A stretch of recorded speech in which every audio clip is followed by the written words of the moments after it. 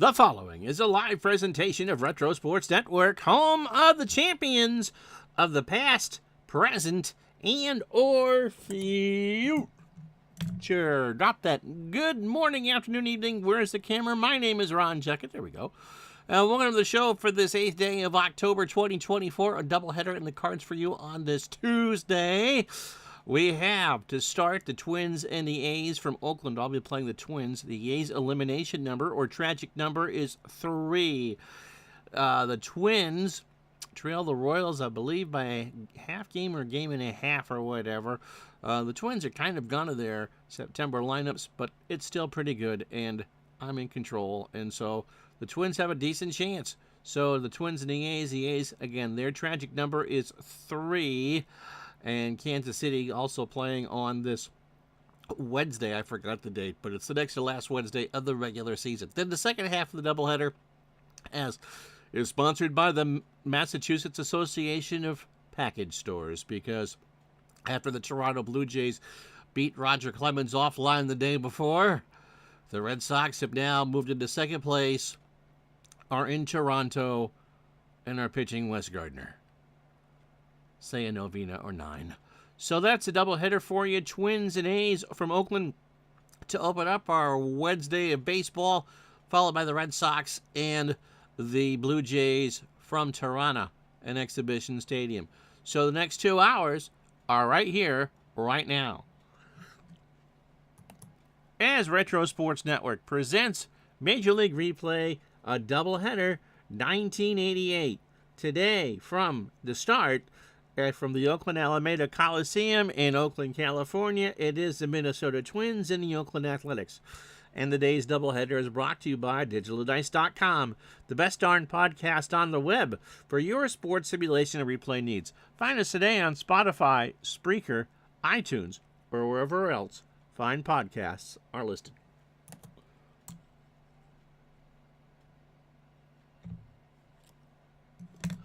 And it will be Bob Welch on the mound. I could technically say to save the A season, although at 84 and 68, they have a lot of work to do that. They obviously need to win this in hopes that Kansas City just kind of falls apart, puts in September lineups and all that. But chances are not. Kansas City has the best record in baseball, and Minnesota has the second best record in baseball. This is game 153 for Oakland. They are 84 and 68. And one of the reasons why the A's aren't going to win the West is on the mound right now. Their entire pitching staff has not pitched well as a unit. Bob Welch, 12 and 11, an earned run average of 457. That's almost a full run higher than real life. He's making his 34th of 36 starts. He's 32. He throws the fastball at 87 and is a standard pitcher. This is his third start against the Twins, and Minnesota's had his number. 12 innings, 17 hits, 9 runs, all earned. He has walked 4 and struck out 3. 0-1 with a 6.75 ERA, and the Twins have hit 340 off him. His last 2 starts, well, the last one went fine, but they didn't win. It was 5 days ago, September 16th, against Kansas City in a 3-2 loss. Welch, 8 innings, 131 pitches, 3 hits, 2 unearned runs, a home run, a walk, or 4 walks rather, and 7 strikeouts. So Welch, 226 2/3, 236 hits, 127 runs, 115 of them earned, 13 homers. He has walked 97 and struck out 143. So that's 17th in the American League. His ERA has not been good. In fact, in June it was over 6. So he has improved, but has not improved really enough. John Moses leads off in left for the Twins. Tommy Herr at second, bats second.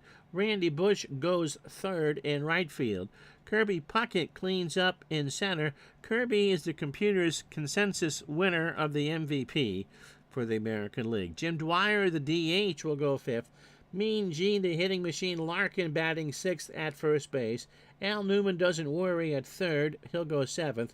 Tom Nieto behind the plate for a couple at-bats anyway. He'll bat 8th. And Doug Baker gets a look at short for a little bit. He'll bat 9th. Welch can throw about 130 pitches. How you doing, Big Dave?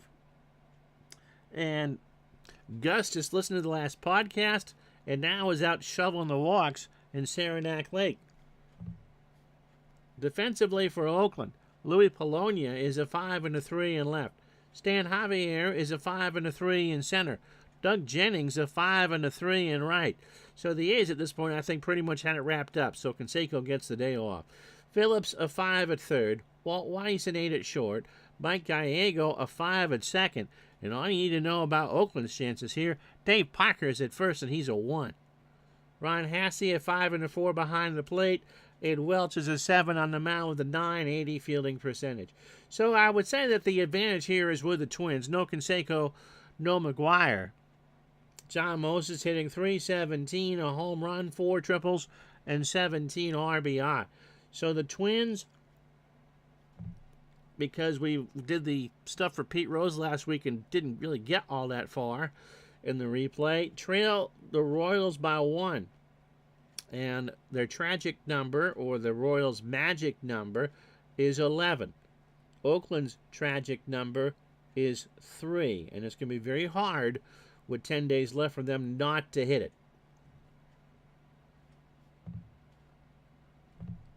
So Moses draws a walk, and that's how this one starts. So a beautiful night or day in Oakland, 73 degrees, clear skies, no wind. Here's Tommy Herr. Tommy at .264, 2 homers, and 25 RBI. Throw to first, and Moses is back.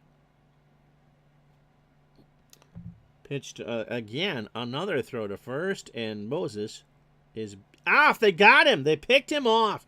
It worked. Normally, wow. So Welch, the righty, just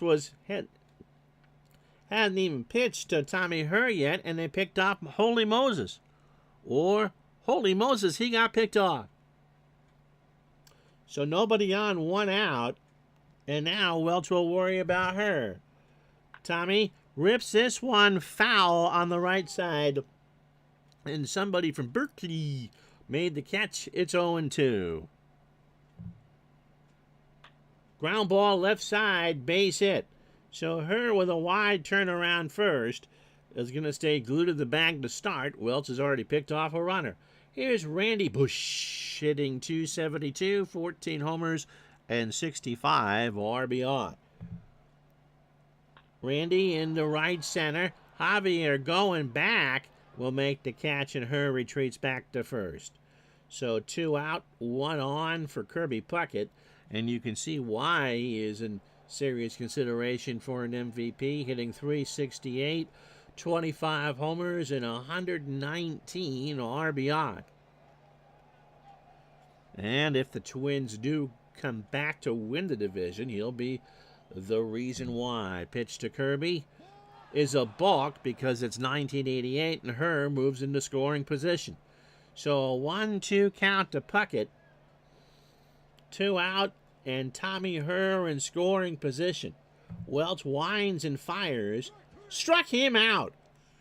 He got him to chase, so 1-2 changeup, and that'll do. So the Twins waste a good start. No runs, a hit, no errors. At half an inning in the books, no score. If you can say that the Oakland A's have not pitched as well as they should have, on the other side of that coin, the 37-year-old Bert Blyleven has pitched better than he should have. He is 12-12 on the replay with an earned run average of .496, which in itself isn't good. But in real life, he went 10-17 with a .543 ERA, making his 32nd of 33 starts. And yes, if the Twins win, they're going to have to find a way to have Blyleven not get blasted in the playoffs. Bert, as we said, 37, fastball at 85, and a ground ball pitcher. Against Oakland, it's his third start, and If Welch hasn't pitched well against the Twins, Blyleven has pitched well against Oakland. 15 innings, 11 hits, 7 runs, 4 earned. He's walked 7 and struck out 9. 1-1 the record with a 2.40 ERA. Just taking a quick look, I would think that Blyleven would rather face Boston than Toronto, although your mileage may vary on that. He last pitched on the 16th against the White Sox, who beat him in back-to-back starts. On the 16th in a 3-2 loss, 6 innings, 116 pitches, 7 hits, 3 runs, all earned, a homer. He gives up a lot of those. He has walked 3 and struck out 6. He has pitched well in big games, however. We did those back-to-back starts against the Royals, where he went 14 2/3 and won 2 games. Overall for Blyleven, 219 2/3 innings, 254 hits, 127 runs. That's a lot. 121 of them are earned. 25 homers. He has walked 63, and at 37 years old, his 176 strikeouts are 10th best in the American League. Here's a lineup Oakland will put out there. Louis Polonia in left will lead off. Stan Javier in center will bat second. The Cobra, Dave Parker at first, will go third.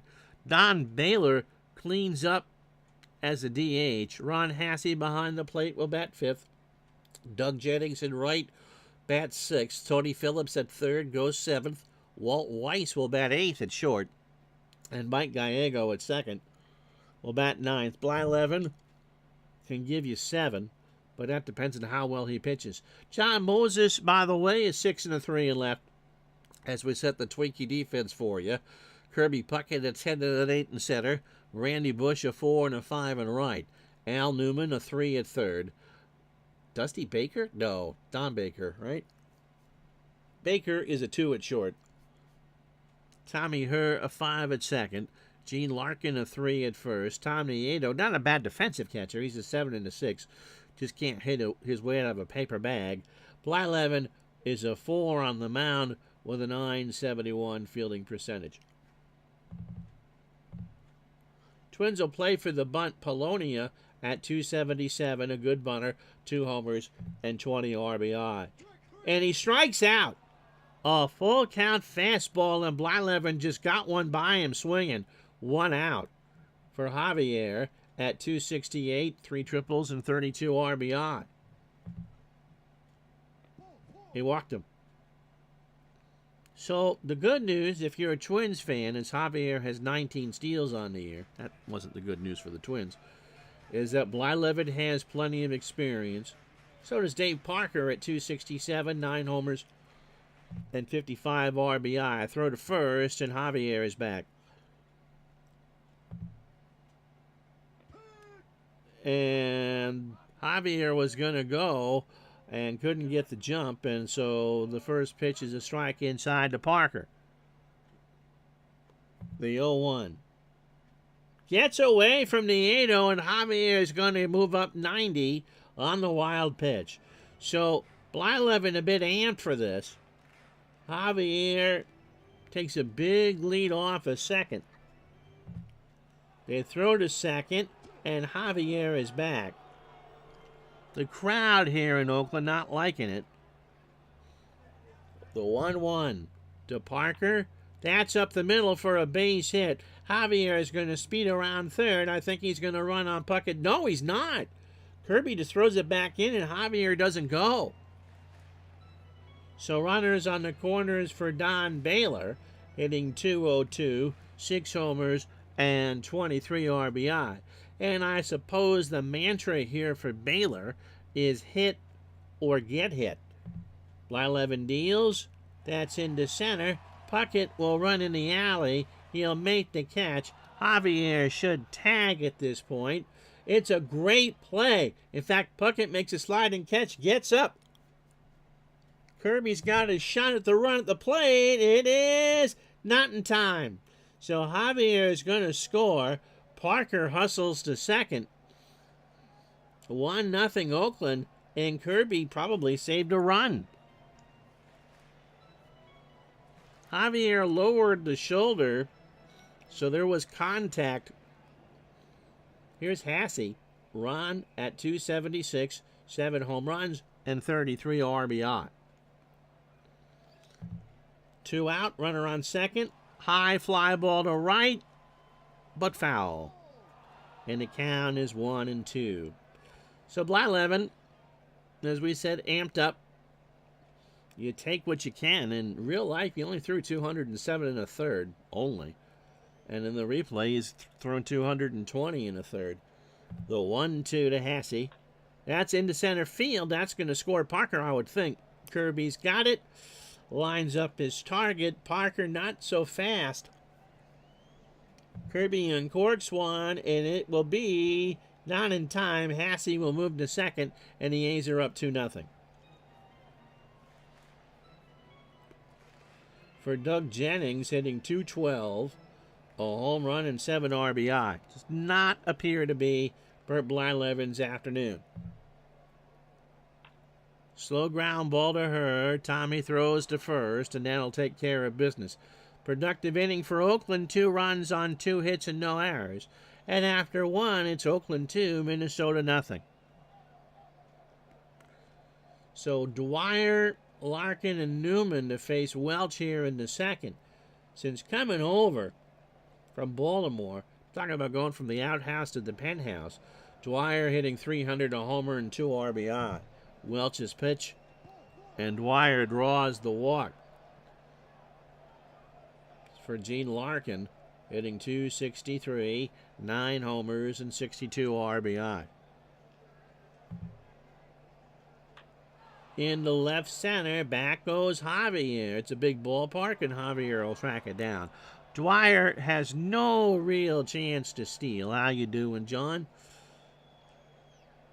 So here's Al Newman at 195. No homers and 18 RBI.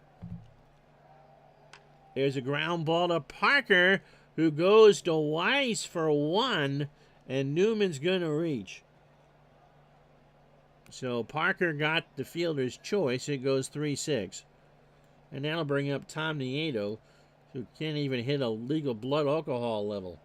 He's hitting .058 with an RBI. So 2 out. They've already got 40 pitches out of Welch. Throw to first. Newman's back. To third. Phillips goes to Gallego, and that'll take care of business for the Twins in the second.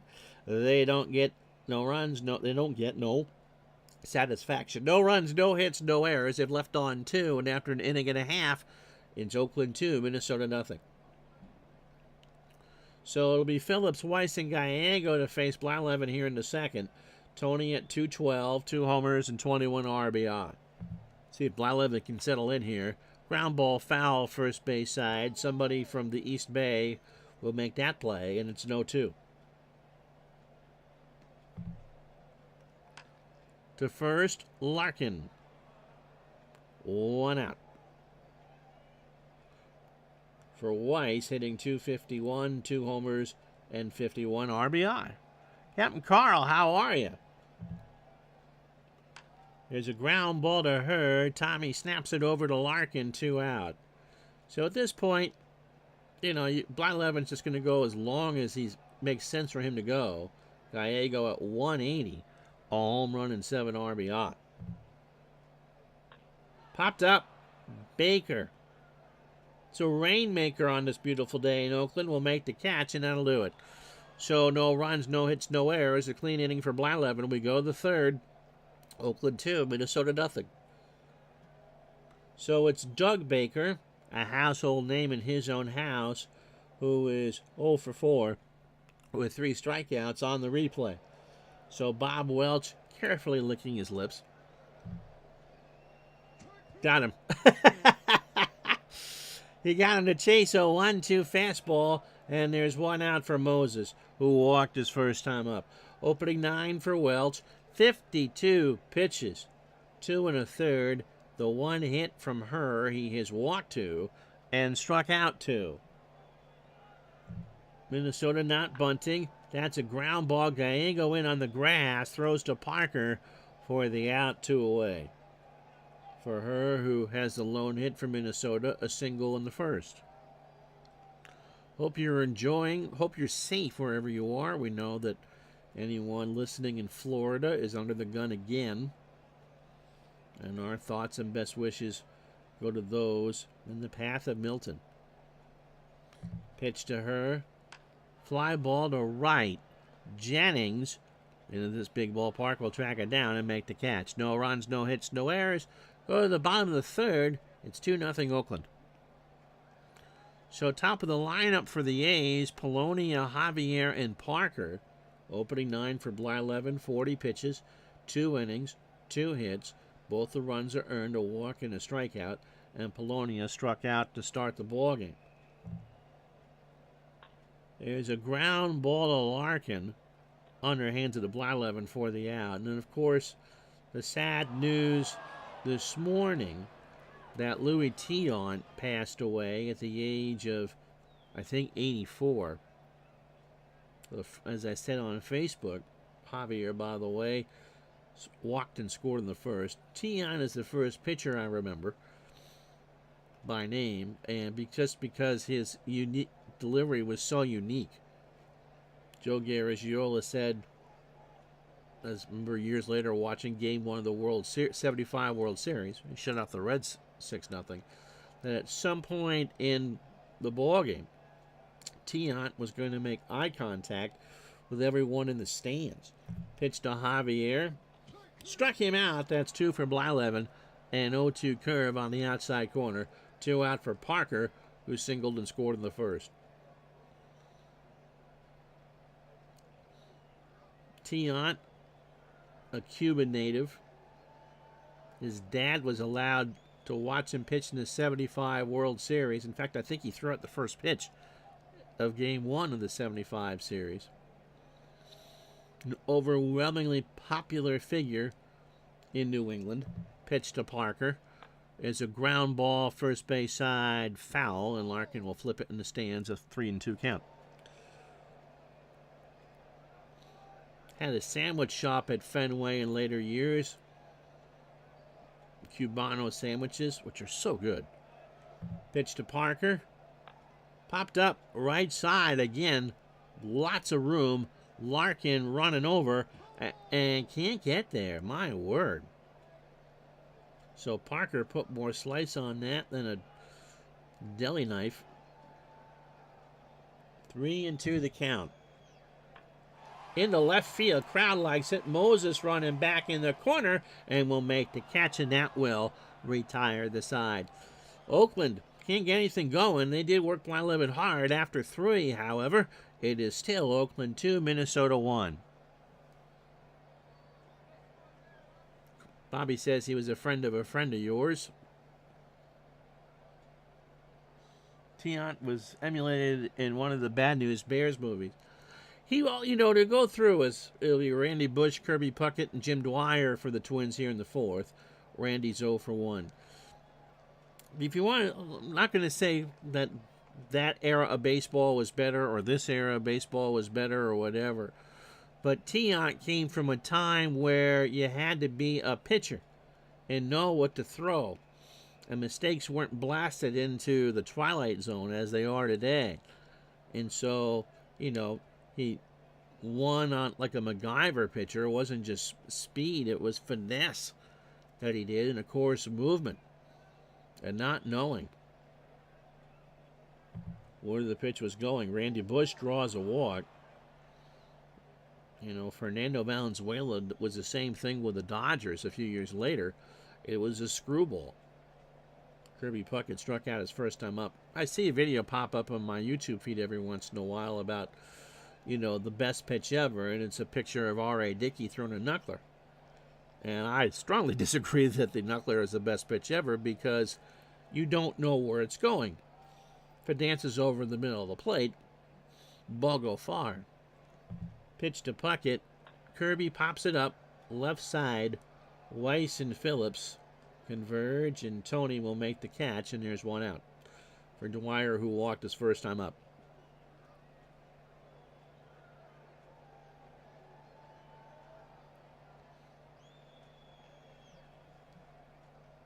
he was the only person that my friend knew that could take a shower with a lit Cuban cigar and not get it wet. Yeah. 68, if you go into Baseball Reference and look, Tiant, it was overshadowed by what Bob Gibson did in St. Louis and what Denny McLain did in Detroit. But Tiant, in any other year, it would have been legendary. I forget, someone will tell me what the record was, but it was phenomenal.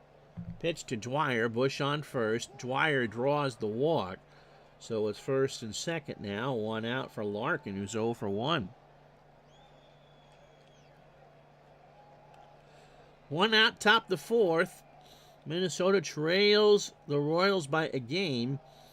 And the A's elimination number is 3. Pitch to Larkin. Ground ball to Weiss, and he's not going to get anybody. That was a hard hit ball, but Weiss couldn't quite get there. Hit off the glove, and instead of being an inning-ending double play, don't say that 5 times fast, he didn't get anybody, and here's Al Newman. Now, Dwyer has no speed on second, and Newman is a punch-and-Judy hitter, and in fact, hits more like Judy than punch.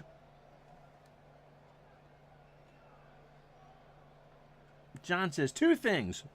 John's got some comments to make. A few moments with Andy Rooney in a minute. Pitch to Newman. There's a base hit in the left field. Bush will score. Let's see what they do with Dwyer. Polonia does not have a good arm, and Dwyer does the right thing and stays put. So the bases are loaded for Tom Nieto.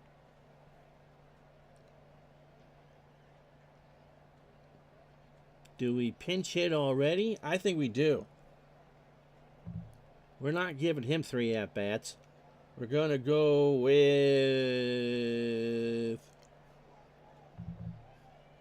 Brian Harper.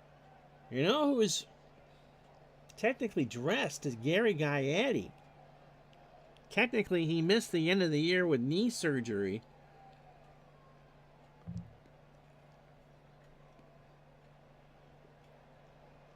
Harper getting the rare 4th inning pinch hit appearance.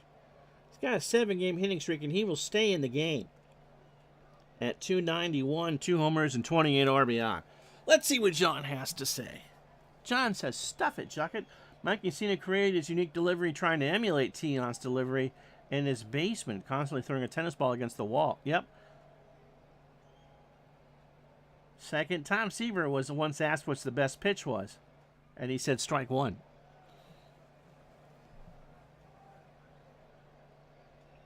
I like those.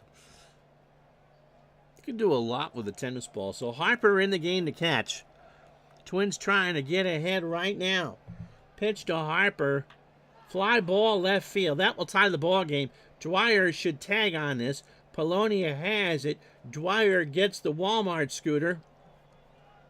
He's running with 2 out. The throw goes in the infield, and this game is tied at 2.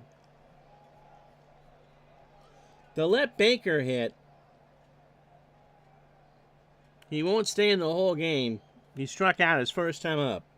In 7 real-life at-bats, he fanned 5 times. So first and second, 2 out, and the Twins have tied this game in the 4th. Baker, trying not to be a cardboard cutout, flies this one in the corner and left, and Polonia will make the catch. So, after 3.5, the Twins, 2 runs, a hit, and an error by Weiss is costly. It's now Minnesota 2, Oakland 2.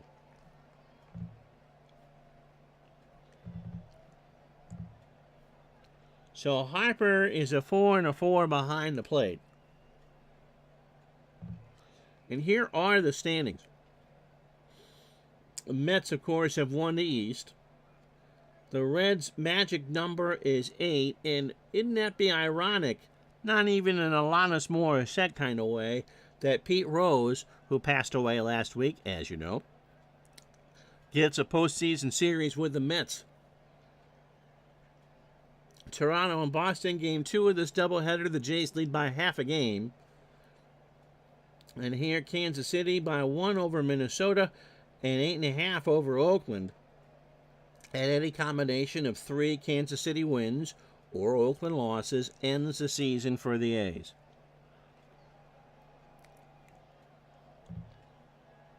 Don Baylor, sac fly his first time up. Blyleven starts the 4th. In the left center, Puckett reaches over and will make the catch, 1 out. We talk about broadcasters an awful lot here. See that Gary Cohen has been nominated for the Ford Frick. Joe Castiglione won it last year and retired. I was surprised to see that Skip Carey hadn't won it yet.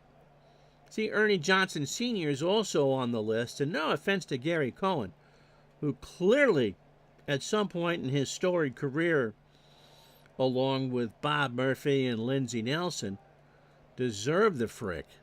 But how in the world is Skip Carey not in the Hall of Fame as a Frick winner? I mean, Skip Carey taught an entire generation of Americans, not just those in the Deep South, all about baseball from all those nights on TBS.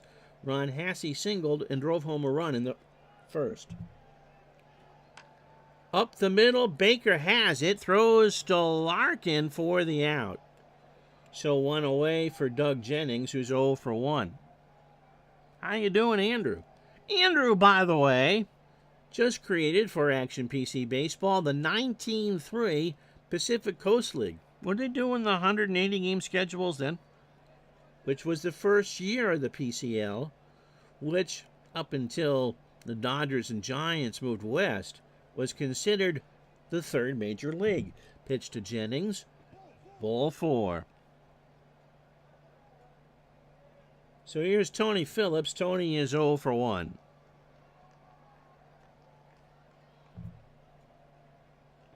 Got him. That's 3 for Blyleven. Phillips shakes his head, and we are through 4. No runs, no hits, and no errors. And after 4, it is Minnesota 2, Oakland 2. So Welch, 18 batters, 83 pitches. That's not very good. 4 innings, 2 hits. He has walked 4. And in fact, in this replay, he's walked 101. 200 games, my word. Anyway, Welch has struck out 145. Moses has walked and is 0 for 1. That's a long schedule.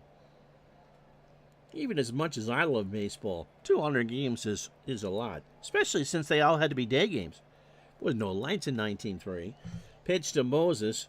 There's a fly ball left center. Back goes Polonia to the wall, and Louie will track it down, 1 out. For Tommy Hurt, who has a single, he's 1 for 2. And Tommy draws the walk. So Welch, again, this is the reason why the A's, although 84 wins is a winning season, and Oakland wasn't quite the nasty boy or the A's that they would be yet in reputation. There's a 90% chance or 95% chance they're falling short. Randy Bush has walked and scored. He's 0 for 1. And Welch commits the balk, and Herr goes to second. So on this particular afternoon in Oakland, Welch's does not taste better than everyone else's. First pitch to Bush. Got him. A 1-2 fastball inside, 2 out. For Kirby Puckett, who's 0 for 2, he has struck out once. 1 of the 3 on the day for Welch. Into right center, Javier will grab it, and that'll do. 56 degrees, a beautiful fall day here in Burlington, halfway through Game 1. Minnesota and Oakland deadlocked at 2.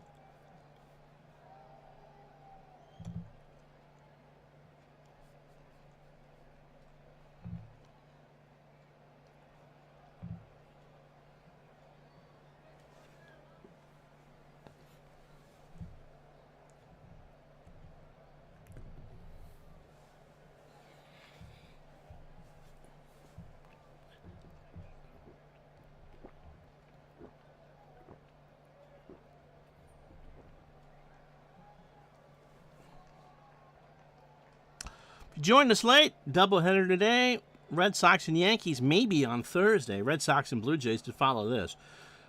Minnesota and Oakland are deadlocked at 2 halfway home. Oakland got 2 in the first. A Don Baylor sac fly to make it 1-0. And then a Ron Hassey single to score Dave Parker, who's playing first of all things, to make it 2-0. In the fourth, the Twins got 2, and Al Newman RBI single to score Randy Bush. And then Brian Harper pinch hitting for Tom Nieto with a sac fly to make it 2-2. Bert Blyleven is pretty much a MacGyver-type pitcher at this point in his career. It's all guts and guile, a 2-hitter through 4.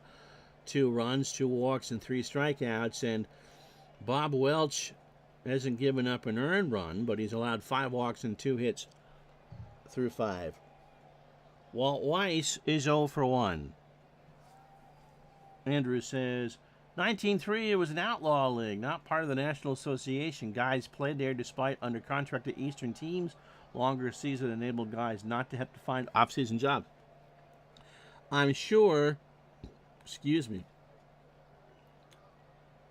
even if you went into Portland or Seattle, played from late March to mid-November, that the weather would hold up. Pitch to Weiss. There's a ground ball to Baker. Over to Larkin. And Weiss is retired. Now, Major League Baseball and 19-3 were playing 154 game seasons. And nothing west of St. Louis. 1 out for Gallego, who's 0 for 1. Pitch to Mike. There's a ground ball to her. Tommy flips it to Blyleven covering. And Gallego is retired 2 away. So, whatever Blyleven has done, I mean, if they can win the division, and if he can give them that one start against either Boston or Toronto and do this, the Twins are golden.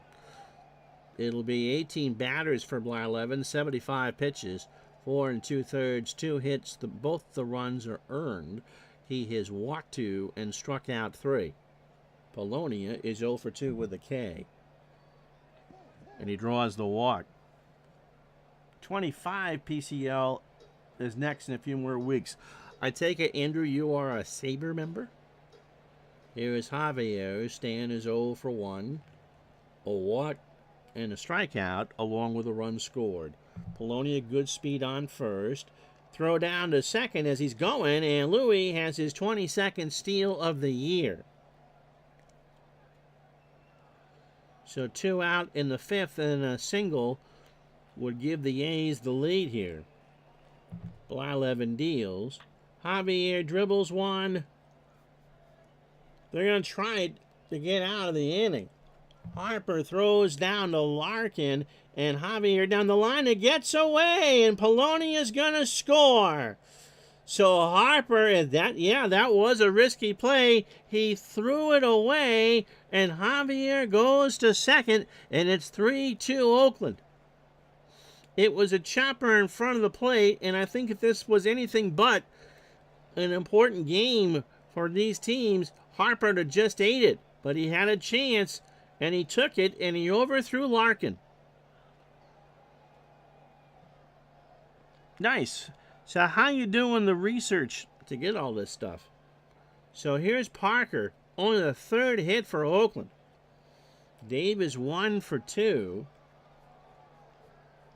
with a run scored. So it's a single for Javier, and the Airs scored the run, but it was not an unearned run. Harper goes out to apologize to Blyleven.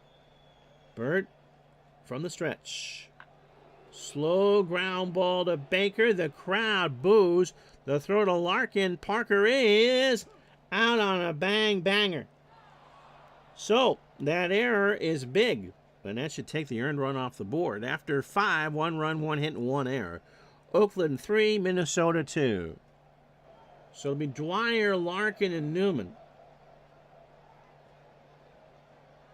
Well, it's at 98 pitches as we start the 6th. Lots of Hall of Famers came out of the PCL. Joe DiMaggio, Ted Williams. Both played in San Francisco, didn't they? Andrew says only so much you can find on Baseball Reference.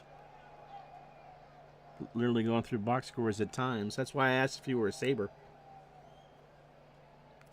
Pitch to Dwyer. Got him. That's 4 for Welch. A 2-2 fastball got him to check. Here's Larkin. Gene is 0 for 2. Ground ball right side. Base hit. So Jennings will throw it back in. Larkin on with a 1-out single. That's only the 3rd hit. Williams played for San Diego. The Padres. And they were the Padres in the old PCL. Here's Al Newman. Al has singled and driven in a run. That came in the 4th. Welch at 106 pitches with 1 out here in the 6th. This should be 2. Weiss does not go for Larkin. He goes to Parker, and Newman's retired. That's kind of an interesting call there. Larkin not blessed with speed. 2 out. He is a tying run. Brian Harper, who had the sac fly in the 4th to tie the ball game, but gave it away with a bad throw on a risky play in the bottom of the 5th. Base hit left field. Poloni has got it. Does Larkin round 3rd here? Yes, he does. He's going to force a throw. Polonia's throw is going to be not in time. It's a bouncer, and it's a 3-3 game. And so the A's cannot get the shutdown inning. And here is Doug Baker. So 2 out. They'll let Baker hit again. But this will be the last time he hits in the ball game. DiMaggio did play for San Francisco. The Solons, right? No, the Seals. No, help me out here. 1925, Tony Lazzeri for Salt Lake City in 200 or 100 some odd games. Hit 60 homers, which was, I'm sure, a record for 25, and drove in 222. Holy Karen Valentine. Pitch to Baker. Base hit right center field. So Doug Baker, who went 0 for 88, hits a big hit here, and Harper goes into 3rd, 2 out. For John Moses, who's 0 for 2 with a walk. So Bob Welch in a game the A's have to win. 27 batters, 120 pitches, 5 2/3, 5 hits, 5 walks, and 4 strikeouts. The Sacramento Solon. I knew that one of them was there. And since Andrew lives in northern New England, it's also the Montpelier Solons. So my wife went to school. So runners on the corners and 2 out for John Moses. Hasse reminds Welch, you might want to, not to be stupid here. Fouls it off, and the count is a ball and 2 strikes.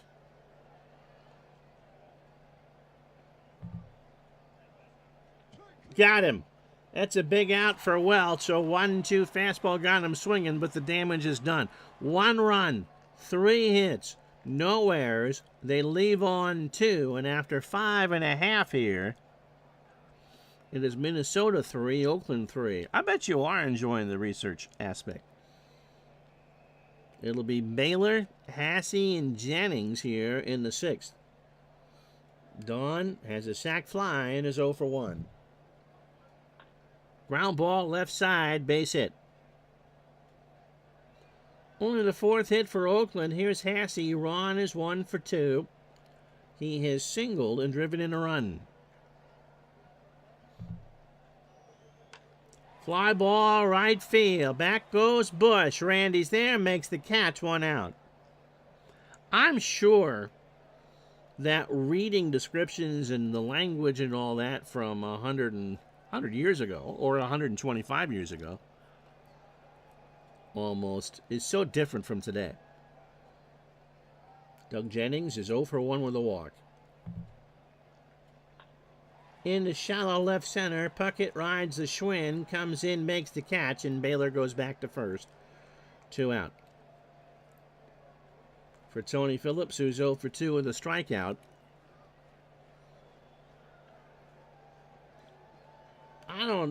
you wouldn't necessarily give, I don't know what Blyleven's numbers in 87 were off the top of my head, but if you were to give a grit and determination award for someone who isn't necessarily going to win any other hardware, what Burt Blyleven has done in big important starts this year would rank right up there. And Glenn Hubbard is going to pinch hit. Hubbard, as a pinch hitter, hitting .455, a home run, and 2 RBI. Overall, .265, 3 homers, and 28 RBI. Blyleven deals. Baylor on first. Ground ball right side. Outwork for Oakland. So 2 on. Is Baylor going to try for third? They'll give Baylor third. 2 out for Weiss, who's 0 for 2. Bobby Doerr also played in San Francisco. Yep. Andrew says, as far as the writing, it's crazy. I'm amazed at some of the things mentioned. Every catcher was referred to as fat or fatty or pudgy. Yeah, do that. Yeah, you don't do that today. But even Joe Garagiola talked about, you threw the fat kid behind the plate. Weiss will stay in the game. Runners on the corners, and Blyleven strikes him out. A 1-2 curve, and Blyleven pumps his fist as they get him looking. We've played 6, no runs, 2 hits, no errors. Eric Plunk coming in. Minnesota and Oakland deadlocked at 3.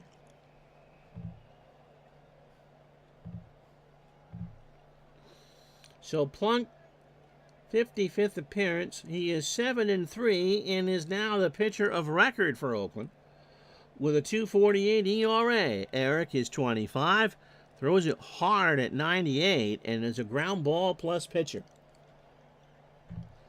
His last appearance was 3 days ago. He went 2 innings in a 4-2 win over the Royals. 27 pitches, a hit, a walk, and a strikeout. 76 1/3 for Eric. 61 hits, 24 runs, 21 of them earned. 2 homers, 44 walks, and 79 strikeouts. It'll be Herb, Bush, and Puckett to face Plunk. Tommy 1 for 2. He is singled and walked. Fly ball right field. Jennings 1 out. Randy Bush is 0 for 2. He has walked, scored, and struck out. Top of the 7th, 1 out, and a 3-3 tie between the Twins and the A's. And Randy draws the walk. That's not who you want to walk, because here comes Kirby. Mr. Puckett is 0 for 3. He has struck out today.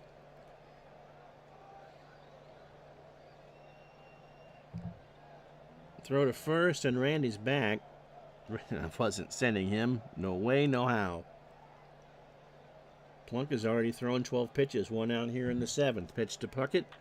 There's a base hit into shallow right center. And Kirby strikes again. Javier kind of fell asleep out there, and Randy's not stopping. He goes to third. So the go-ahead run is 90 feet away. And here comes Kent Hrbek.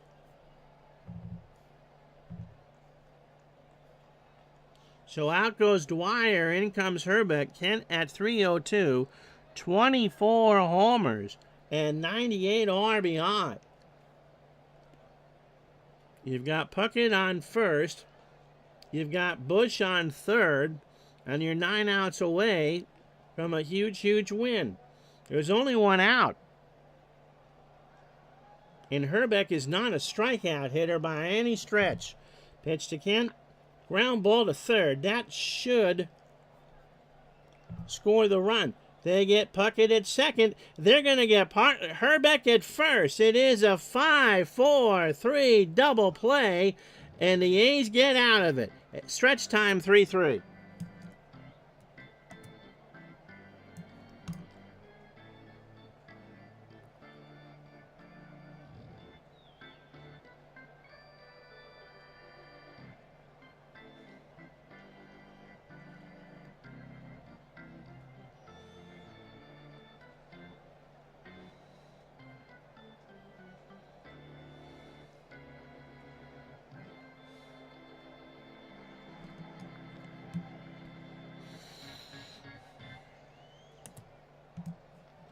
When the A's pinch hit in the 6th, they snuck in Carney Lansford to play third. And on that double play to end the inning, it paid off in spades there. And just might have saved the A's season. Herbeck obviously will stay in the ballgame as a DH. It'll be Gallego, Polonia, and Javier. And they'll give Blyleven a base runner. Gallego is 0 for 2 in this one. Minnesota and Oakland tied at 3 here in the bottom of the 7th. Gallego strikes out. That's 5 for Blyleven. So 27 batters for Bird.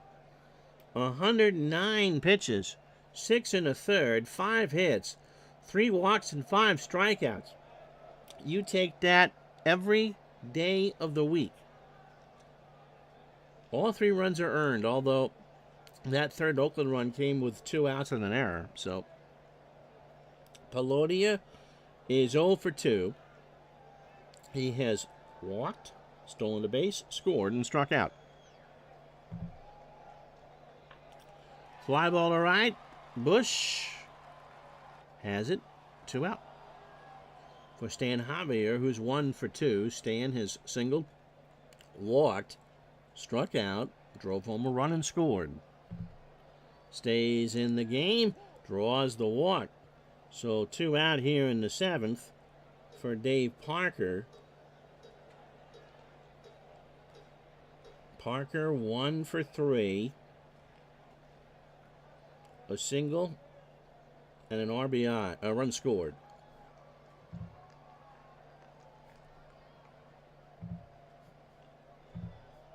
They'll take care of business now. Blyleven says that's it. So the Twins will bring in Dan Schatzeder, lefty versus lefty here. Schatzeder over from Cleveland, making his 6th appearance. He's 34. Fastball at 87 and a ground ball plus pitcher. He's made 5 appearances coming into this, 4 innings. A walk and 4 strikeouts. He hasn't pitched in 5 days. In a 3-2 loss to the White Sox, he did not factor in the decision. He went an inning and a third, threw 18 pitches, and struck out a guy. So lefty versus lefty here, 2 out, bottom of the 7th. In a 3-3 tie. Parker, slow ground ball down to Larkin, and Gene will take it to the bag, and that'll do it. So the A's threaten, kind of, but do not score. No runs, no hits, no errors. They've left on 6. And after 7 here in Oakland, it's Minnesota 3, Oakland 3. So Plunk to face Larkin, Newman, and Harper. Eric, a lot of hitting a walk in his first inning. Larkin 1 for 3. He has singled and scored. Pitch. Line drive to Weiss, 1 out. Weiss with a leaping catch. So 1 away for Newman. Al 1 for 3. He hit that RBI single. Pitch from Plunk. Got him. And that'll do it for Plunk. Newman chased an 0-2, or looked at an 0-2 fastball. And that'll bring in Craig Canaray, the lefty, making his 50th appearance of the year. He's 3-1 with a 3.36 ERA. Canaray, 26, throws a hard fastball at 96, and is a ground ball pitcher. He got a save.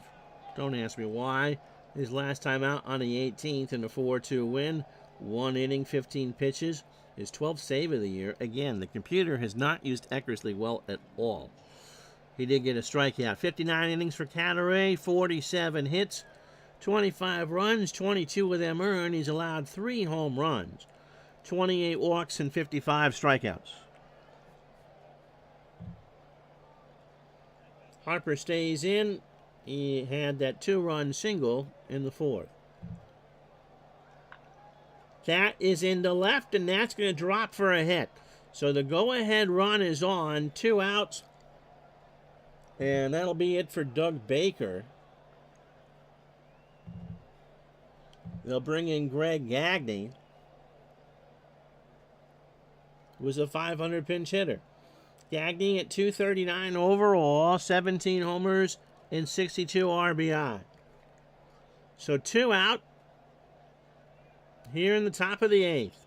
Harper, the go-ahead runner on first. Gagne trying to do something with him. Cadaret rears and deals. Popped up. Lansford, who's a 4 at third, will make the catch, and that will retire the side. After 7.5, no runs, a hit, and no errors. Twins and A's knotted at 3.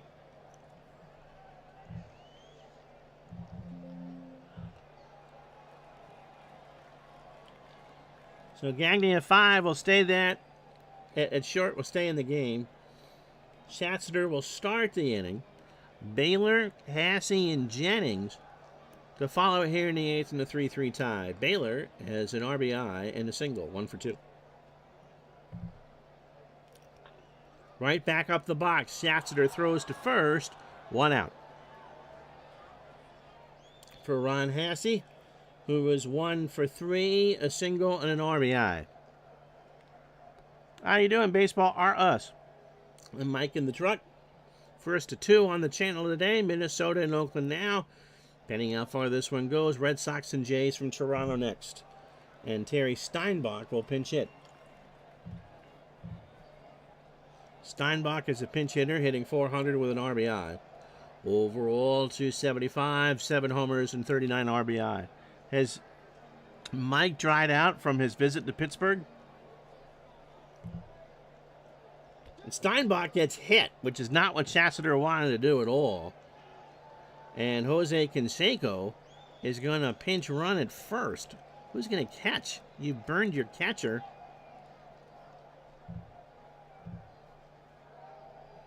Canseco with 43 steals.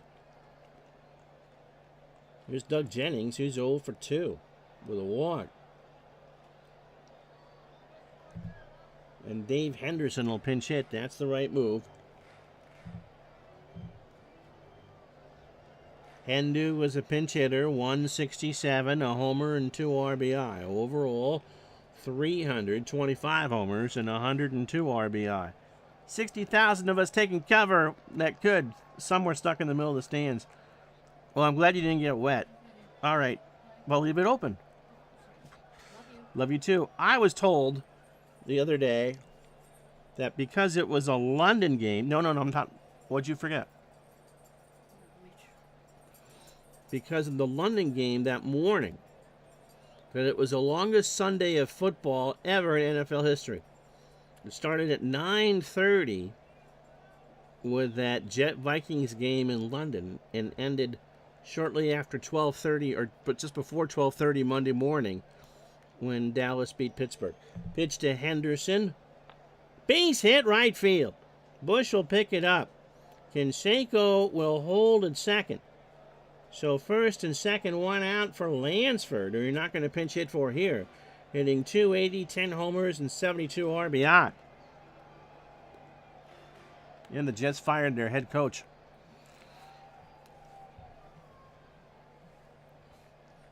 And somebody by the name of Raren Odgers has been named the interim. Actually, no, they hired their defensive coordinator.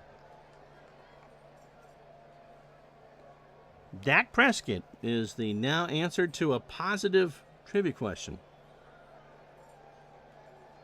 He is the first person to throw a touchdown pass. Now, I'm going to question you on that because I'm sure there have been some Monday Night Football games that ran past midnight. Especially if they went into overtime. So first and second, 1 out. Lansford, runner goes. Throw down to Newman, and Canseco is safe. His 44th steal. So Canseco, by the way, is a member of the 40-40 Club. It was noted by Sport. Okay.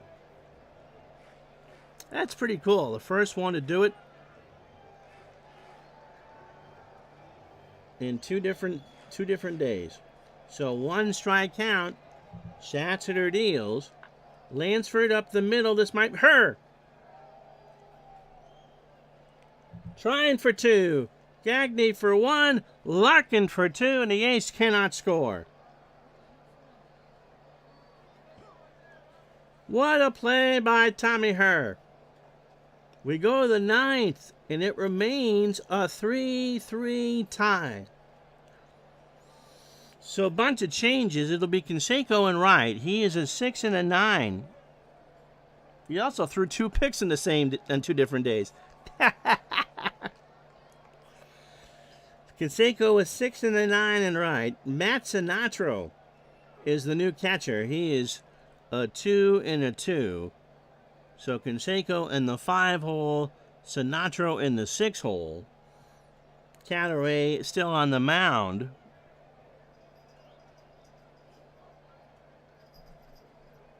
I was thinking the 2000 game between the Vikings and the Packers was the one that came to mind. The Freeman off of his shoulder pads catch. I thought that was Tuesday morning. Anyway, John Moses 0 for 3, a walk and a strikeout. Cadaret starts the 9th. Base hit up the middle.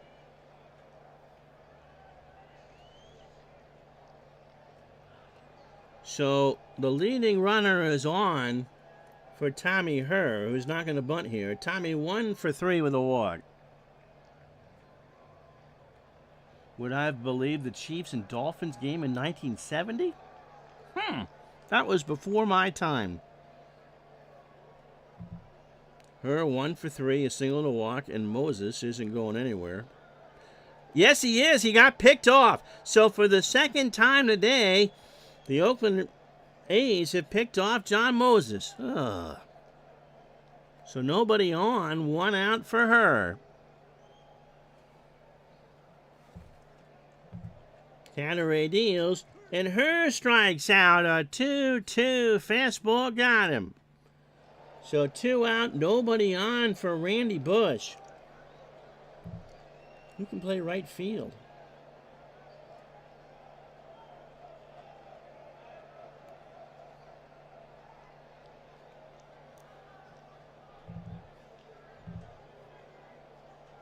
And they're going to pinch hit Dan Gladden, who hasn't pinch hit all year. He's at 253, 10 homers and 55 RBI. Cadaret deals, base hit to right. And so again, the go-ahead run is on base, this time with 2 out for Kirby Puckett. Kirby 1 for 4. He has singled and struck out. 3 runs, 9 hits, an error, and the Twins have left on 9. The A's, 3 runs, 6 hits, an error, and they've left on 7. Cadaret throws to first, and Gladden is glued to the bag. So now he has to face Puckett. The go-ahead run is on. Pitch to Kirby. Gets away from Sinatro, but Gladden can't go. A 2-2 cutter in the dirt. And it's now a full count to Kirby Puckett.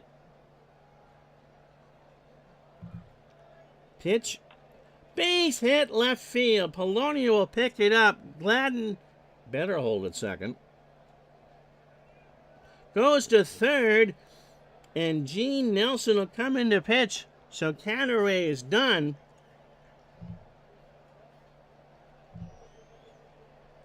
Nelson comes in to pitch to Kent Herbeck with their season pretty much on the line. Nelson 28. He is 3-7, a 3.42 ERA. He's making his 45th appearance. Fastball pitcher at 89 and a ground ball pitcher. He has 12 saves. The A's are just kind of, I don't know why the computer has used them by committee. He last pitched on the 17th in a 3-2 loss to the Royals. He did not factor in the decision. 2 2/3, 33 pitches, 2 hits, an earned run, and 3 strikeouts. Nelson 115 and 2/3, 97 hits, 49 runs, 44 earned. He's allowed 8 homers. He's walked 48 and struck out 72. So runners on the corners for Kent Herbeck, who came in as a DH and promptly grounded into a double play. 2 on, 2 out, top of the 9th, 3-3, Twins and A's. Herbeck popped up. Polonia will make the catch, and that'll do. So we go to the bottom of the 9th. The Twins, no runs, 3 hits, and no errors. And after 8.5, it's the Twins 3, the A's 3.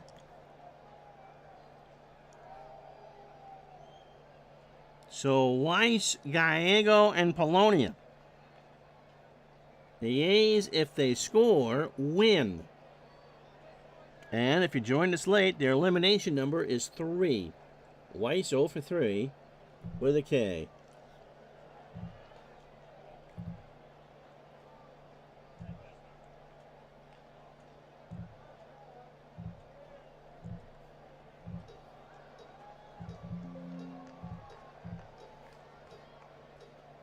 So Moses slides over to right.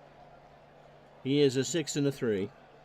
And Gladden stays in the game in the 3-hole as the left fielder. He's an 8 and a 7. Schatzeder to face Weiss, who's 0 for 3. Right back to Schatzeder, over to Larkin. 1 out. For Gallego. And I think they might make the move now. It'll be Roy Smith, who is due to start in a couple weeks. He is 2-1, a 2.48 ERA, 27 years old, fastball at 85.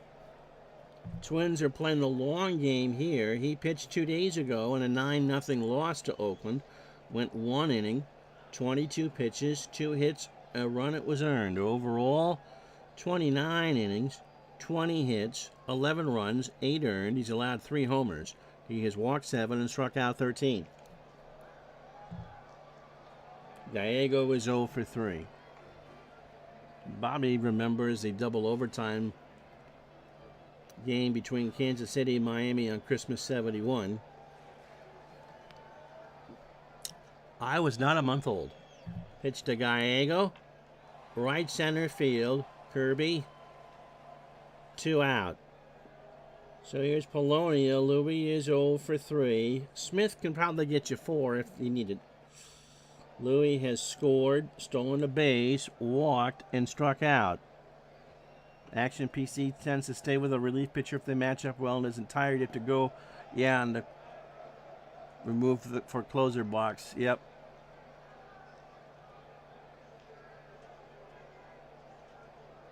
You could have taken a short nap and got up to see the end of the game.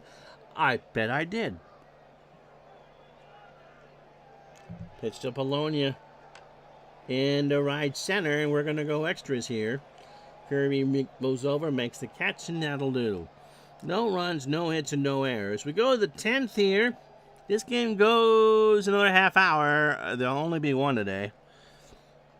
But for now, we're playing on 2. Minnesota and Oakland are tied at 3.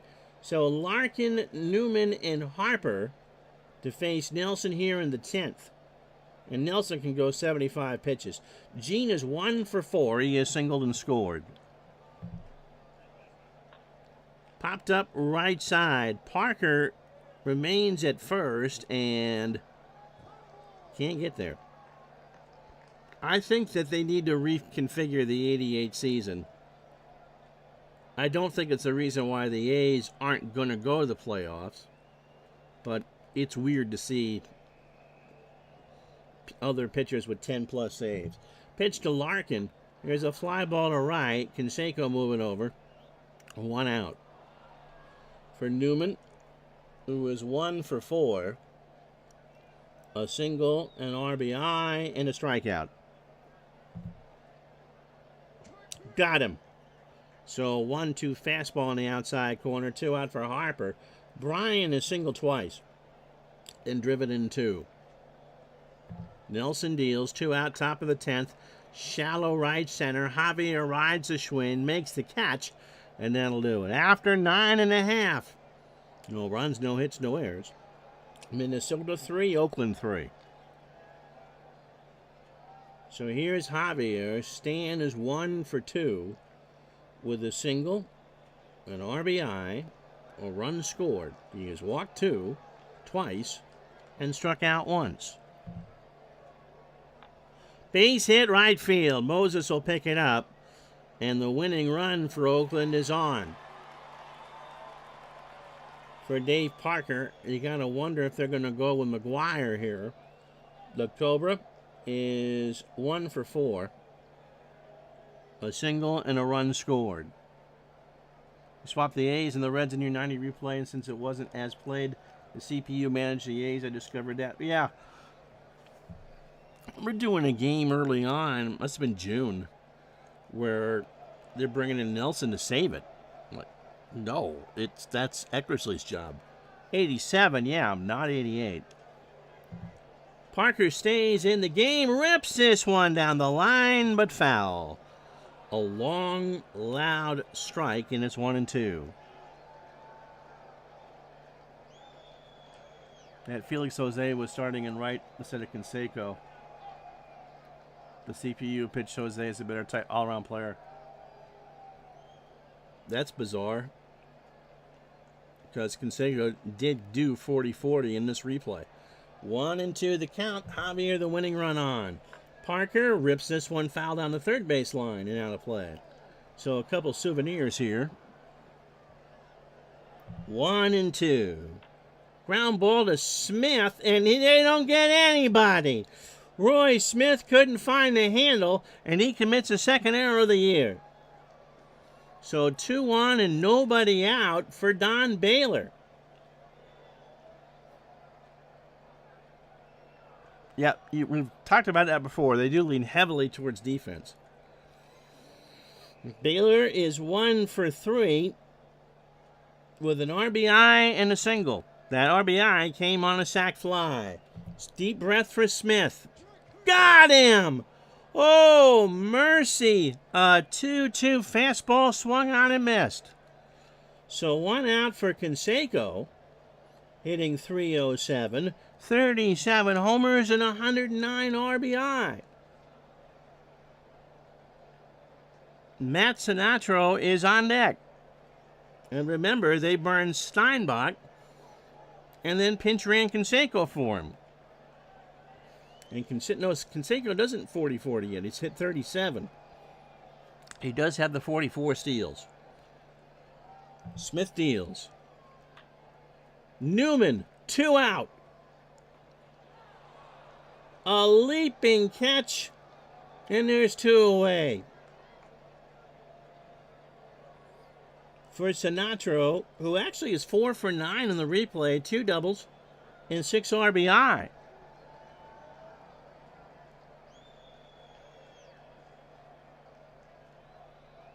I think about 90% of my DHs or playing DHs have at least 1 game to go to extra innings. Yep. So here we go. Javier, the winning run on second. Parker pulls up the Adirondack chair on first. And Matt Sinatro tries to be a stranger in the dark here off of Roy Smith. Here's the pitch.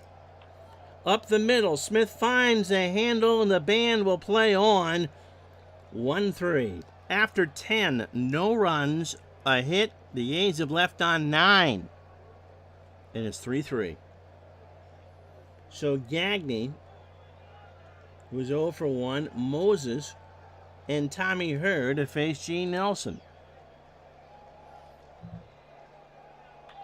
To third. Lansford gobbles it up over to Parker.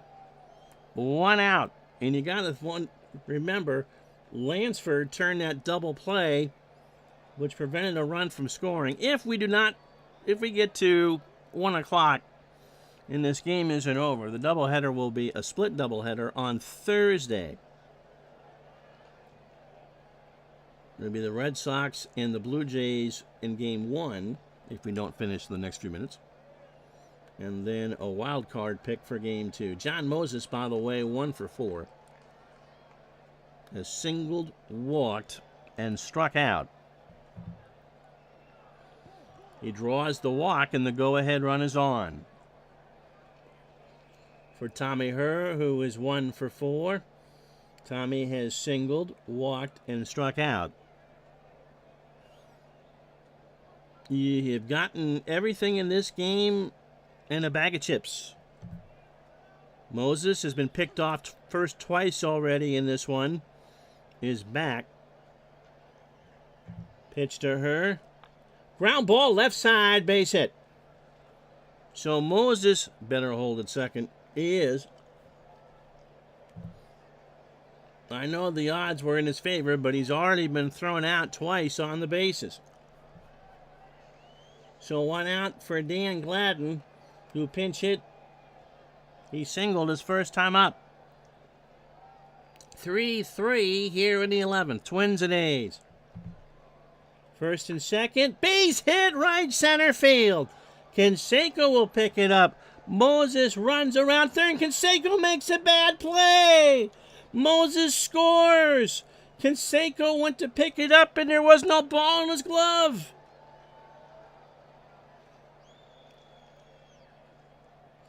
So Gladden gets the single. The run scores. Jeff Reardon starts to loosen, and the Twins are up 4-3.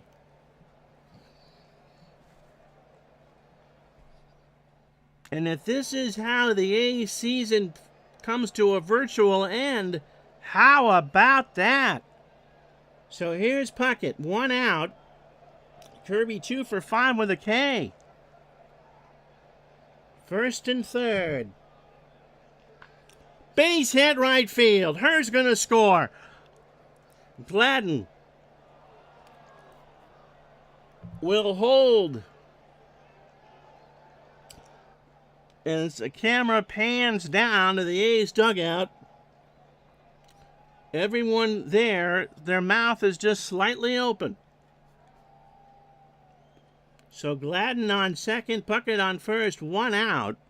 And the Twins have 2 here in the inning.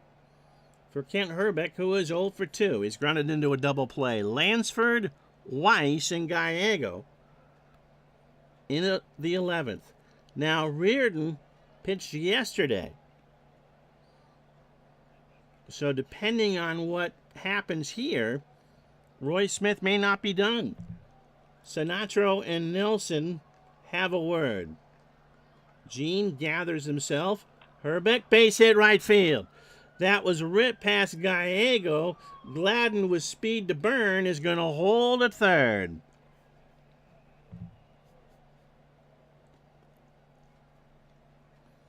For Gene Larkin, who was 1 for 5. He has singled and scored. So Gladden on third. Puckett on second. Hrbek on first. As the Twins try to pound the A's into submission. Nelson deals. Ball 4, and Gladden will score. So Larkin draws the bases loaded walk. It is now 6-3 Twins. Al Newman at the plate. Al is 1 for 5. He has struck out twice, driven in a run. This is stunning. Sinatro and Nelson again have a meeting of the minds. Gene deals. Newman rips a base hit into left. Puckett's going to score. Hrbek holds at third, and it's 7-3. For Brian Harper. Harper is 2 for 3. He has singled twice and driven in 2.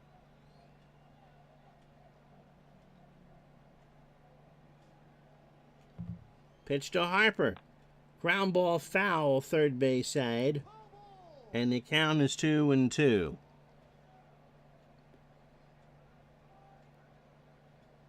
There's still only 1 out and the base is loaded. Pitch to Harper. Fly ball center field. Javier will go back. Hrbek should tag here. He does and will score without a throw. And so now the Twins are up 8-3. The outcome box for the Twins have a winning chance here of 99.9%. Here's Gagne. He's 0 for 2 since coming in. This is stunning. Pitch to Gagne. Runners on first and second. The inning's over. He struck him out, and that'll do. But not before the Twins get 5 runs on 5 hits. And to the bottom of the 11th we go. The Twins 8, the A's 3. And so Roy Smith is going to stay. It'll be Lansford, Weiss, and Gallego. The A's need 5 to tie and 6 to win and save their season. Popped up, left side, Newman. So much room. And it's a strike. 1 and 2 the count. Yeah, what a turn of events is right. You can put the A's season into a nutshell in the top of that inning. To third, Newman. 1 out.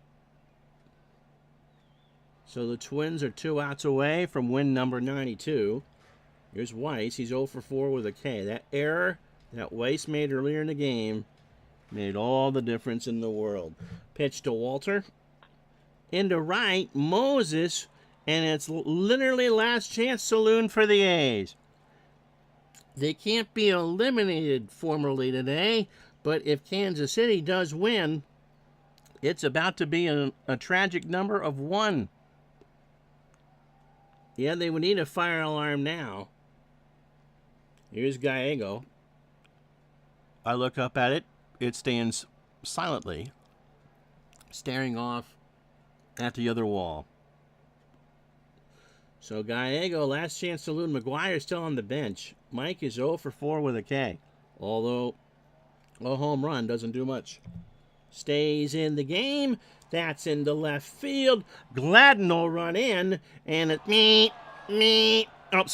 Minnesota 8, Oakland 3. How about that?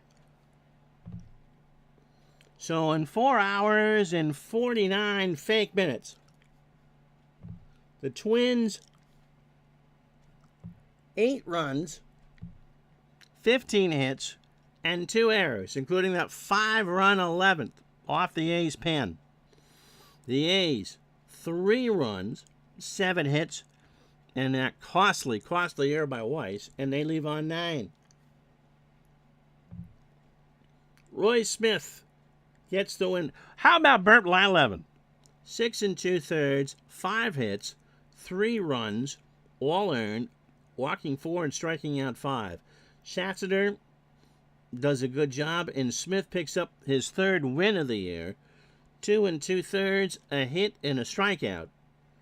Bob Welch, only the 1 earned run, but he didn't pitch all that well. 6 innings, 5 hits, 5 walks, and 5 strikeouts. Plunk, an inning and 2/3. Cataray gave up 4 hits, but no one scored. And Gene Nelson falls to 3 and 8. 2 1/3, 5 hits, 5 runs, all earned. He walked 2 and struck out 2.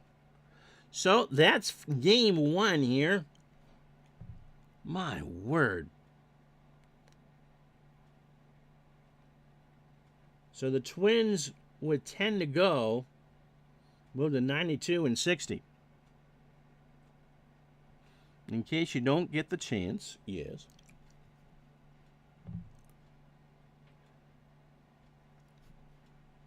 So I'm tired, but let's do Boston and Toronto.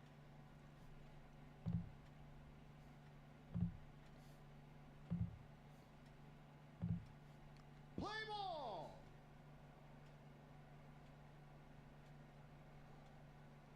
Yeah, I didn't go to 1. And so either do the doubleheader today or a doubleheader on Thursday. So we just went to 1 o'clock with game 1. So here we go. The following is a live presentation of Retro Sports Network, home of the champions of the past, present, and/or future, and from Exhibition Stadium in Toronto, Ontario, where happiness is Marineland. It is the Toronto Blue Jays and the Boston Red Sox. And the Blue Jays are a half game out in front. The Red Sox have a game in hand. They are 88 and 63. The Blue Jays are 89 and 63. And they will go with Mike Flanagan, who somehow with a 5.42 ERA is 46th in the American League. He is 16 and 11. He's making his 33rd start. He's 37 years old. He throws the fastball at 83. One start against the Red Sox. They hit him hard. 7 innings, 13 hits, 3 runs, all earned. He walked 2 and struck out 4. His last start came against Cleveland on the 16th, an 8-1 loss where he was Christmas tree. 2 2/3, 68 pitches, 7 hits, 7 runs, all earned. A homer, a walk, and no strikeouts. Overall, 206 innings, 220 hits, 130 runs, 124 of them earned, 29 homers. He's walked 90 and struck out 100. Mike in the truck says, do I plan or on rears? Hey, if this is the instant classic, you know, you got to make the folks at ESPN Classic happy.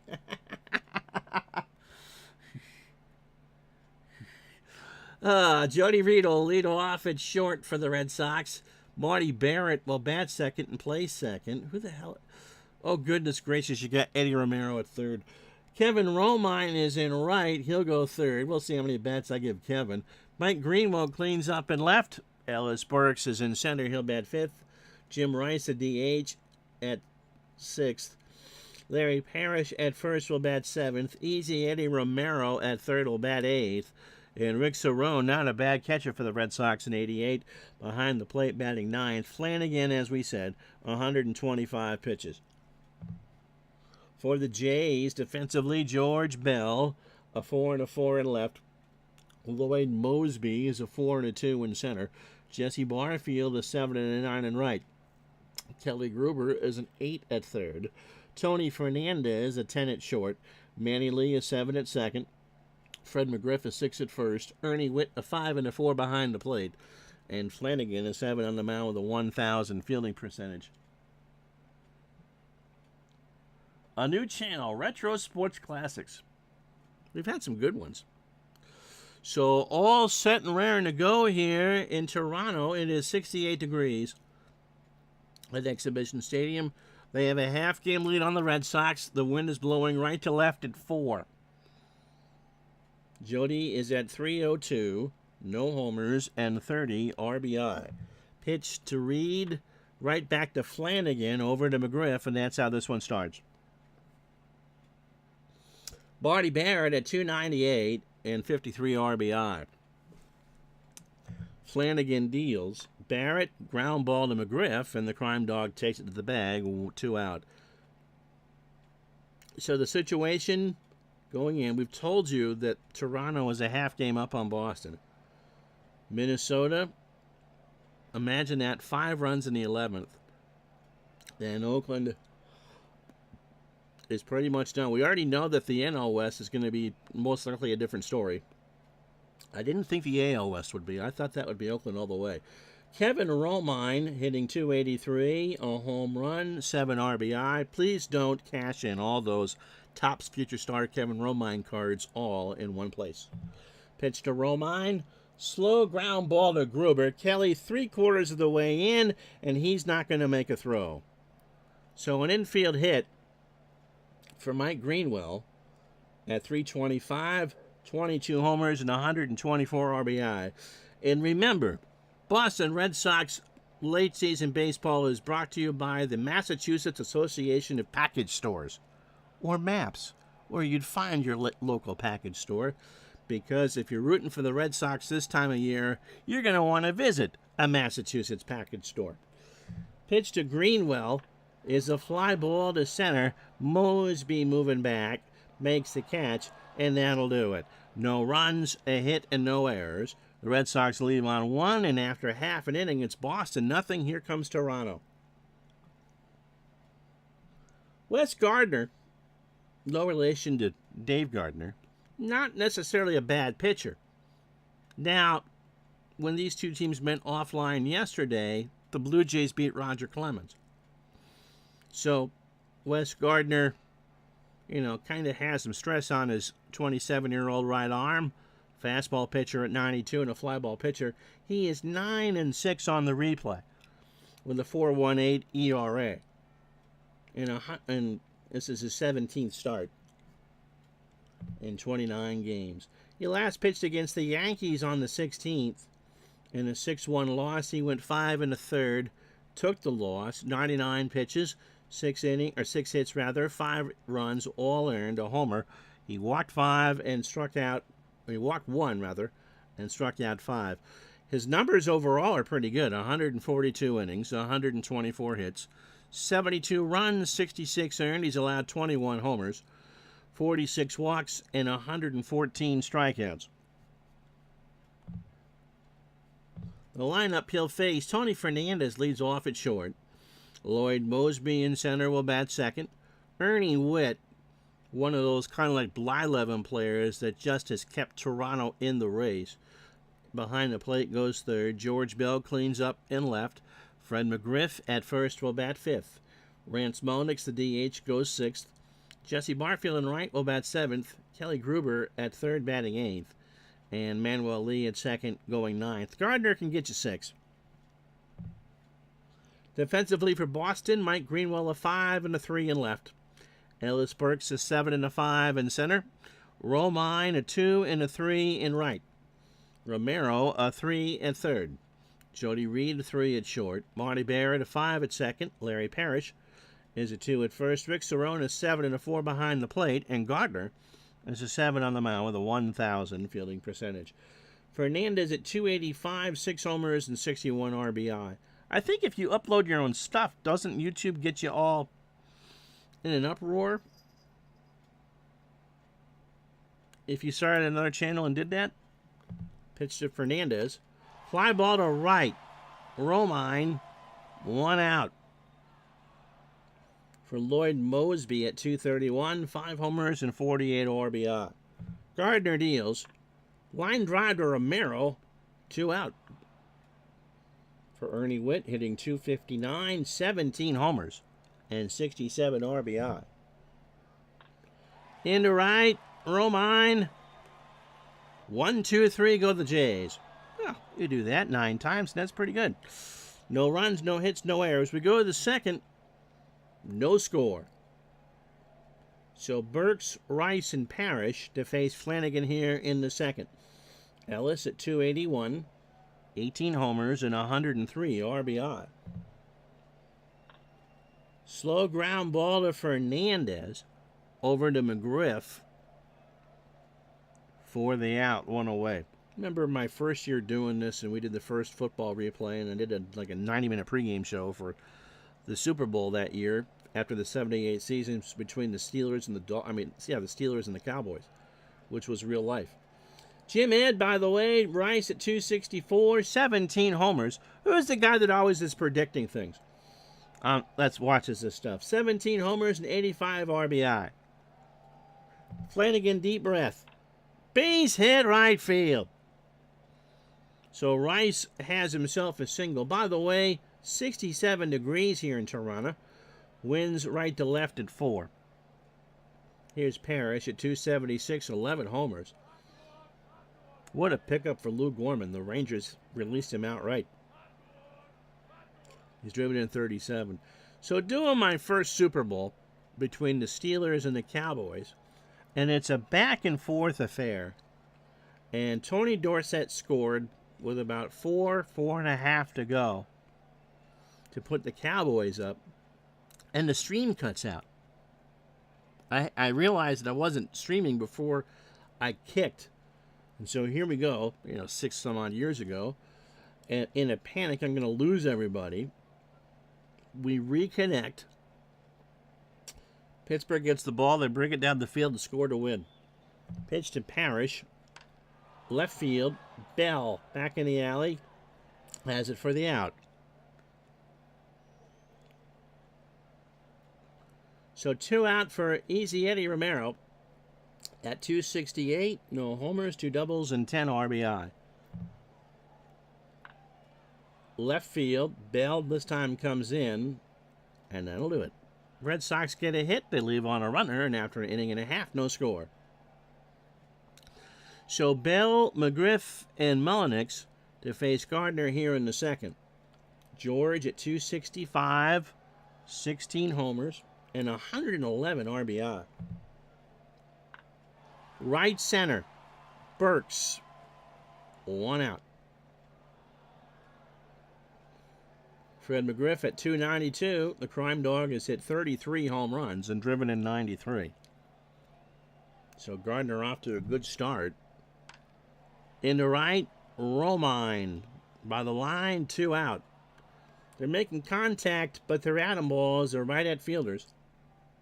Here's Mullenix, rants at 282, 13 homers, and 64 RBI. Rants draws the walk, and that's Toronto's first base runner. So a 2-out walk brings up Jesse Barfield. Jesse at 234, 17 homers, and 60 RBI. Line drive to left. Greenwell has it played, and that'll do it. So no runs, no hits, and no errors. And a nail-biting affair here in Toronto, and after 2, there's no score. Cerrone, Reed, and Barrett to face Flanagan here in the third. Rick at 251, 3 homers, and 29 RBI. Left center, Mosby, 1 out.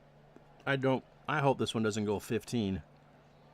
Here's Jody Reed. Jody's 0 for 1. Opening 9 for Flanagan. 26 pitches, 2 1/3, and 2 hits. I honestly thought in the East in '88 it would have been Boston and Detroit. Toronto is that good. Base hit left field. So Jody Reed a single. Third hit for Boston. Here's Marty Barrett. He's 0 for 1. No one's stealing in this game for Boston. Let's get that out of your mind. Ground ball to Fernandez. He goes to Lee for 1 and McGriff for 2. And so a 6-4-3 tailor-made double play. And after 2.5, Red Sox get a hit. And that's it. No score.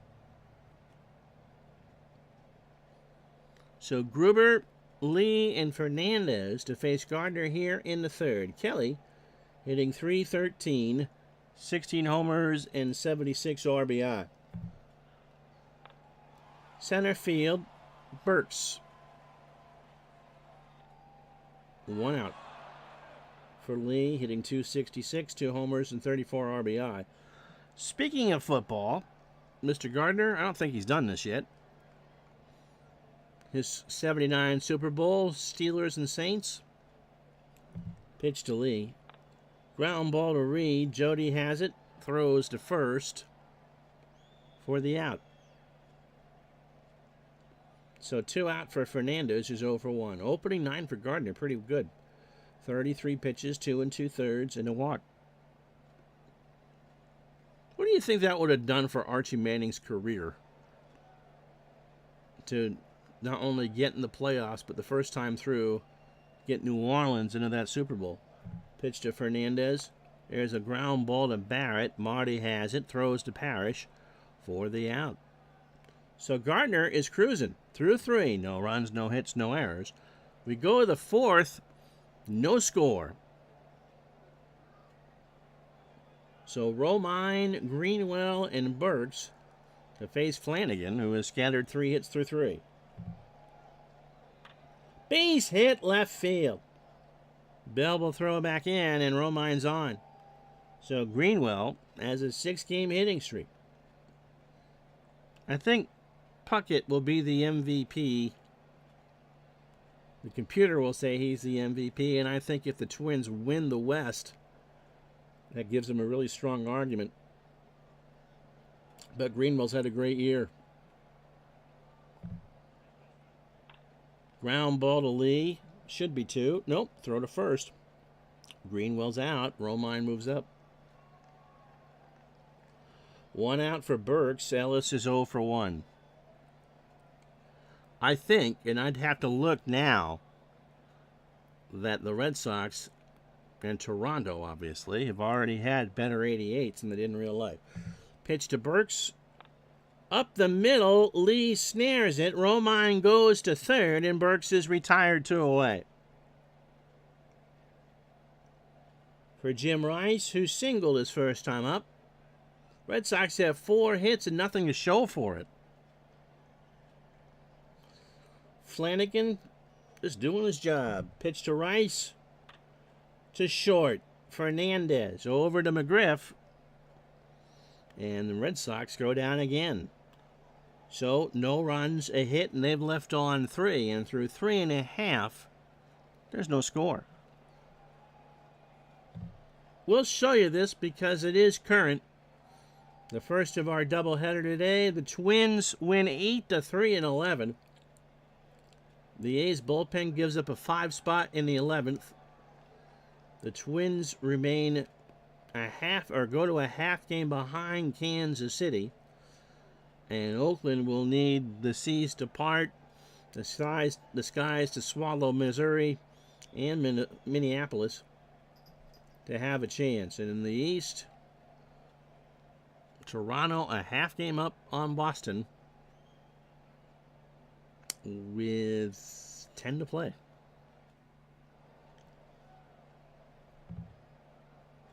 Mosby, Witt, and Bell here to face Gardner. Lloyd is 0 for 1. To Barrett. Great play on the turf over to Parrish, 1 out. So Marty Barrett makes his 15th great play. Now brings up Ernie Witt, who's 0 for 1. Pitch to Ernie. Slow ground ball to Parrish. He'll underhand it to Gardner, and West is there, 2 out. For George Bell, who's 0 for 1.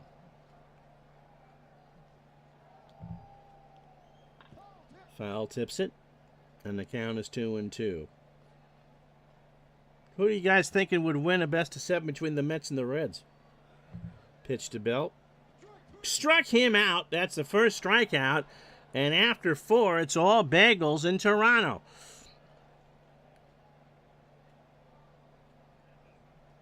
My word. So Parrish, Romero, and Cerrone to face Flanagan here in the 5th. I would think the Mets would. Parrish is 0 for 1. Ground ball to third. Gruber over to McGriff. Gus the Wonder Dog done sweeping off his porch after the snow. Think the Mets should. Romero is 0 for 1. Ground ball up the middle. Lee by the bag at second over to McGriff for the out. But I don't think the Dodgers were going to win in 88.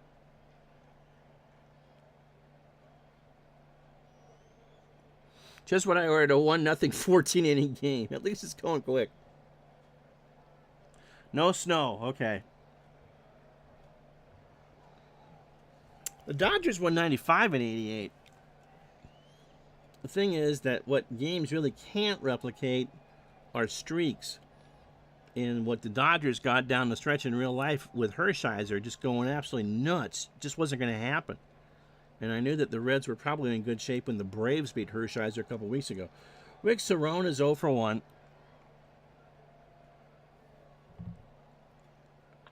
Ground ball left side, base hit. So the Red Sox, I believe that's their 5th hit. 2 out for Reed, who's 1 for 2. Flanagan, 58 pitches, 4 2/3, 5 hits. 37 this morning in Western New Hampshire. We had 43 in town. It had rained overnight, so the ground was wet, but no frost. Line drive to Fernandez, and that will retire the side. Speaking of which, 59 degrees on a beautiful day in Burlington. Halfway home, game 2. In 14 minutes. It is the Red Sox and Blue Jays scoreless in Toronto.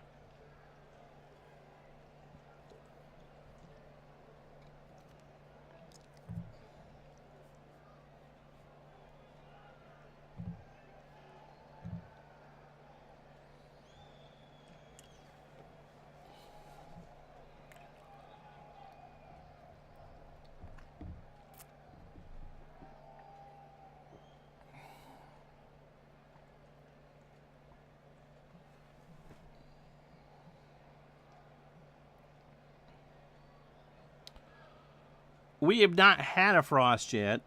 Yeah, Thursday, I think they're kind of thinking here. Take a long, hard look at this Eternal Game recap here.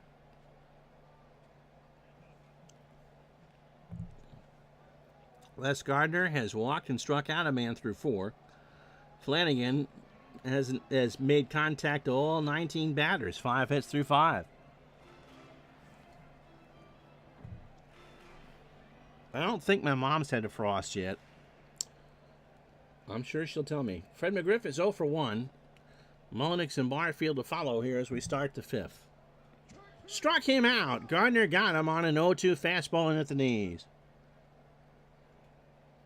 From Mullenix, who has been the Blue Jays' only base runner, he walked his first time up. That was in the 2nd. In the right, Romine goes back, makes the catch. 2 out for Barfield, who's 0 for 1. Gardner deals. Popped up. Left side. Jody Reed. Through 5, no score.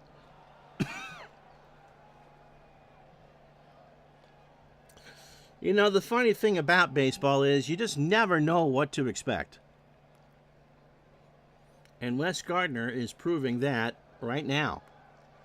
You just never know. Marty Barrett is 0 for 2. He has grounded into a double play. The Red Sox have 5 hits and left on 4. And the Jays have just left on 1. Pitch to Marty. Right back to Flanagan, who throws to McGriff for the out. And Flanagan's got to be saying to himself, what have I got to do to get some run support? In real life, his earned run average is 418.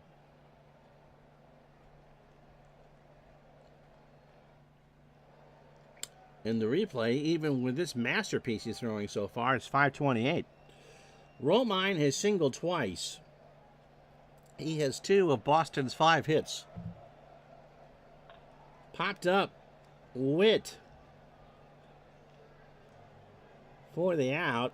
2 away. If the Red Sox do win this, they'll flip-flop in the standings. The Red Sox will be a half a game ahead. And if the Jays win, they'll be a game and a half ahead. Here's Greenwell, who was 0 for 2. Baseball is funny. Look at this year's playoffs. The Mets, Tigers, and Royals got through the wild card, and even though they were all away games. Yeah, we did that video last week of just playing out the playoffs as is. And, yeah. How about those Houston Astros, right? 2 out, pitch to Greenwell. There's a ground ball to Fernandez. Tony throws to McGriff, and we're through 5.5. Again, we haven't had many of these. It's Boston nothing, Toronto nothing. So here's Gruber. Kelly 0 for 1. Lee and Fernandez to follow as Wes Gardner is throwing an absolute masterpiece here in Toronto. The wind is blowing out, by the way, to right center at 15. Living with a diehard Yankee fan and her family of bleeding pinstripes. They hate Houston with a passion. So, they're not part of the Jose Altuve fan club? Pitch to Gruber as we start the 6th. Ground ball to Parrish. Larry should make a grab here. Underhands it to Gardner, and there's 1 out. For Manny Lee, who's 0 for 1. More than the Sox hate. I would think not. If you hate the Houston Astros, that Jose Altuve is not on the top of the family's Christmas card list. 1 out. Pitch to Lee. Ground ball to Barrett, behind the bag, over to Parrish. Goodness gracious, 2 out. So Gardner, 18 batters, 68 pitches, 5 2/3, a walk, and 2 strikeouts. Fernandez is 0 for 2. To short, Reed gobbles it, quick throw, and Fernandez is safe on a bang-banger, and that'll break up the no-hitter. Wes Gardner goes 5 2/3, and it was an infield hit by Tony Fernandez to put the Blue Jays in the hit column. So let's see what that does to Gardner's concentration. Mosby's 0 for 2. Got him. And we're through 6. The Blue Jays finally get a hit. They've left on 2. But there is no score. So Burks, Rice, and Parrish. Ellis is 0 for 2. That is into center field and will drop in front of Mosby, and that's a leadoff single. Hit number 6 for Boston. Brings up Jim Rice, who is 1 for 2. Ellis has 26 steals. Not going there. And he's back. 6 hits for the Red Sox, 1 for the Jays. With nobody out in the top of the 7th and a scoreless tie. Into left center, back goes Mosby for the out. If this turns out to be a 1-0 14-inning game, Larry Parrish is 0 for 2. Burks on first, Parrish into left center, but that's pretty shallow. Mosby will make the catch, and Burks retreats back to first. Eddie Romero is 0 for 2. I'll let him bat one more time.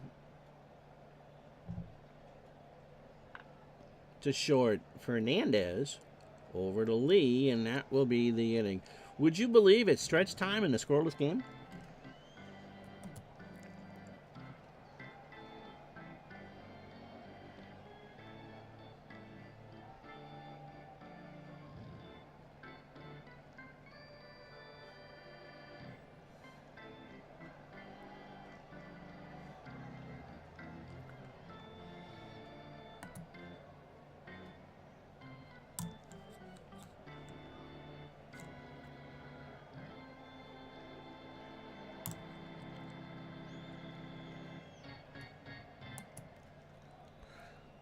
Well, I thought it was supposed to be the Patreon screen.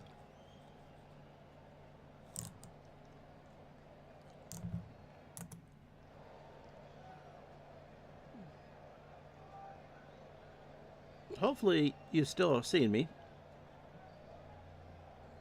Andrew says he'll buy me dinner if that's the case. Gardner, 6 shutout innings. To face Witt, Bell, and McGriff here in the 7th. Ernie is 0 for 2. Base hit left center field. What did I tell you about Ernie Witt? He's gone for 2. The throw to Barrett is out. They got him. He tried to run on Ellis Burks, and Burks threw an absolute bullet to Barrett. Don't say that 5 times fast. My word. Ernie tried to stretch that single into a double.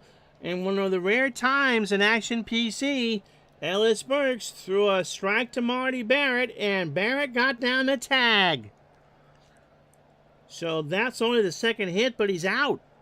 So 1 away for Bell, who's 0 for 2 with a K. Popped up. Cerrone to the screen. 1 out, or 2 out. My word.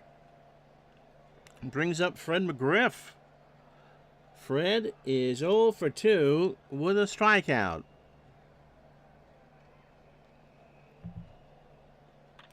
Into right, Romine, not lettuce, makes the catch, Romaine. I'm tired. No runs a hit, no errors. We go to the 8th in this big game in Toronto, and we haven't had a run yet. It's like 2024. Boston nothing, Toronto nothing. So Cerrone, Reed, and Barrett to face Flanagan here in the 8th. Cerrone is 1 for 2 with a single. Got him. That's the first strikeout for Flanagan, and it comes with 1 out in the 8th inning. A 1-2 fastball swung on and missed. for Jody Reed, who is 1 for 3. Flanagan has done everything the Jays have needed him to do. 27 batters, 102 pitches, 7 1/3. Hadn't given up a run. He's allowed 6 hits, and is up until a moment ago, every batter has made contact off him. Pitch to Reed, who's 1 for 3. Now he's 2 for 4 as he grounds that one into right.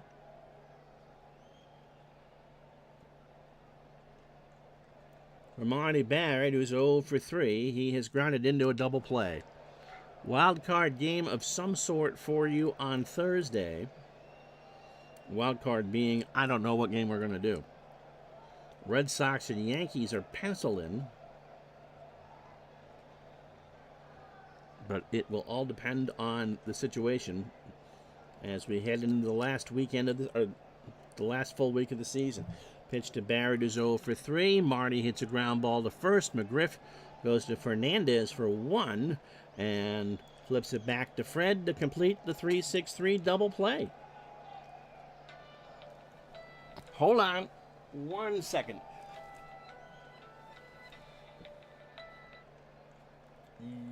Yes. Hi. I am. What's up?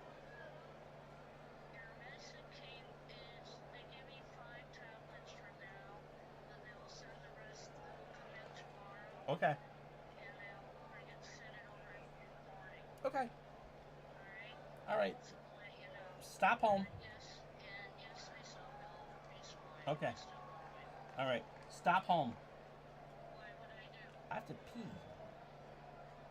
1:30. You got plenty of time. It's only 1:30. I know, I was gonna go get a coffee for a run. You can, but just stop home. Okay? And I can drop the pills off. Yep. All All right. right, I wanted to tell you. Thank you. Bye. Bye-bye.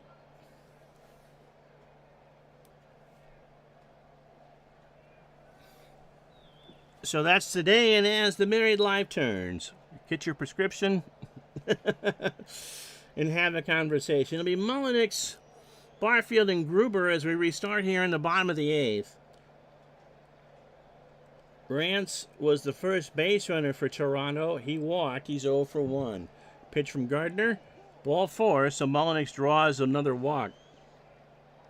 And Nelson Liriano will pinch run at first. Jesse Barfield is 0 for 2. Gardner throws to first, and Liriano is back. 7 hits for the Red Sox, just 2 for the Jays. And Rick Leach? Really? Well, Rick Leach is a pinch hitter, hitting .294 with an RBI. Overall, .286. It does seem to be the right move, with no homers and 21 RBI. He does have a triple.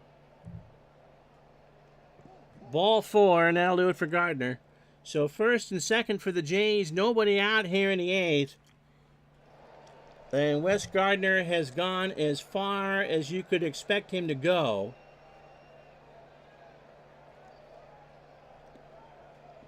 Lee Smith will try to keep this a scoreless game. We got a pitching change. This game coming to you from Exhibition Stadium in Toronto, Ontario. So Lee Smith making his 64th appearance of the year. He is 10-7 with 33 saves. And this is not a save opportunity, it's a scoreless game. His ERA is 2.05. He is 31, fastball at 94, and a ground ball pitcher. He hasn't pitched in 3 days. He picked up a huge save at Fenway against the Yankees in a 3-1 win. I can hear the booing and hissing all the way from Saranac Lake with that. He went 1 inning. He threw 14 pitches and struck out 2.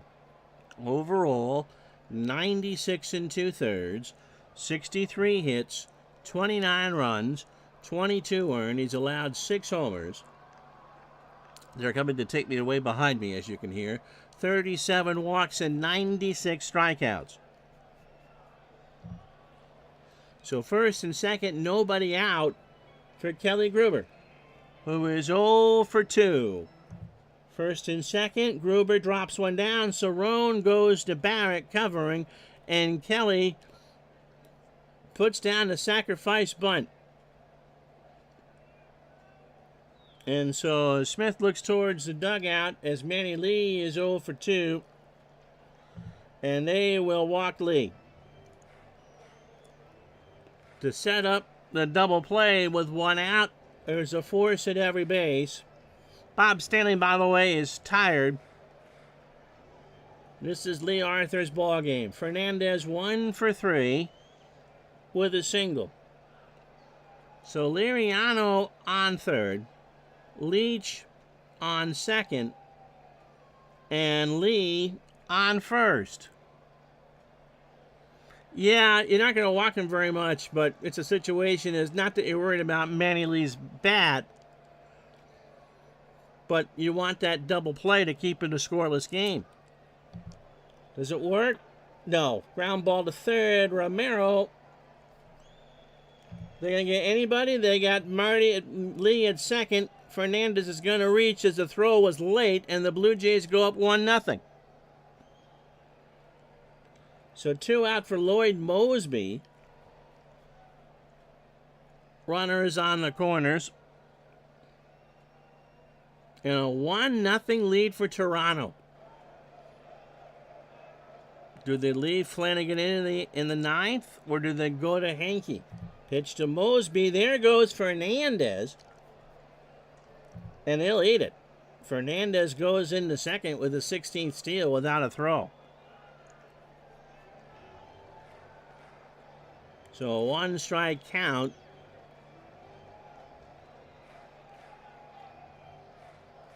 Gardner is the pitcher of record, not Smith. Pitch to Mosby. Ball 4. So Lee slaps the ball in his glove. It'll be Ernie Witt. Ernie's 1 for 3. Romine, Greenwell, Burks, and Rice for the Sox in the ninth. Pitch to Witt. Ground ball to Barrett. Marty goes to first, and that'll do it. So now they just give up the 1 run.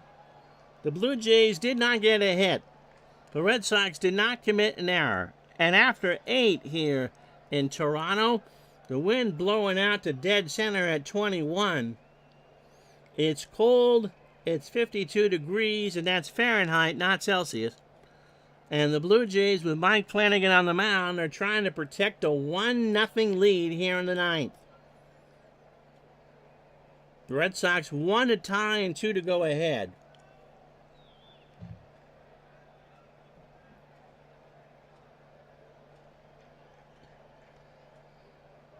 And I think they can pretty much go with anybody here. They're going to pinch hit Wade Boggs. Boggs does not have a pinch hit. Overall at .349, 6 triples, 43 doubles, 3 homers, and 75 RBI. But more importantly, 127 walks. The Red Sox need to manufacture a run. Center field, Mosby, 1 out. And Flanagan delivers a big sigh on the mound. Here's Greenwell. The Gator is 0 for 3. Boston has had 7 hits and they've left on 5. But they don't have a run. And Flanagan is 2 outs away from his 17th win of the year and a huge, huge shutout. Pitch to Greenwell. Popped up. Right side. McGriff by the dugouts. And somebody from Toronto made that catch, and it wasn't Fred McGriff. 1-2 the count. Flanagan rears back. Fly ball right field. Back goes Leach to the wall. We're tied up. Mike Greenwell hits a home run in the top of the 9th. And the Red Sox go up or tie the ball game at 1. His 23rd of the year. Gator gets it done, channeling the 2024 Mets.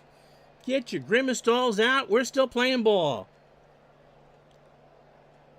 It was his first home run of the year against Toronto. And Flanagan's shoulders just absolutely slumped. Leach goes in the game. He's a 6-3 and right. But Greenwell hit that hard enough and far enough, he just scored a point for the Argos.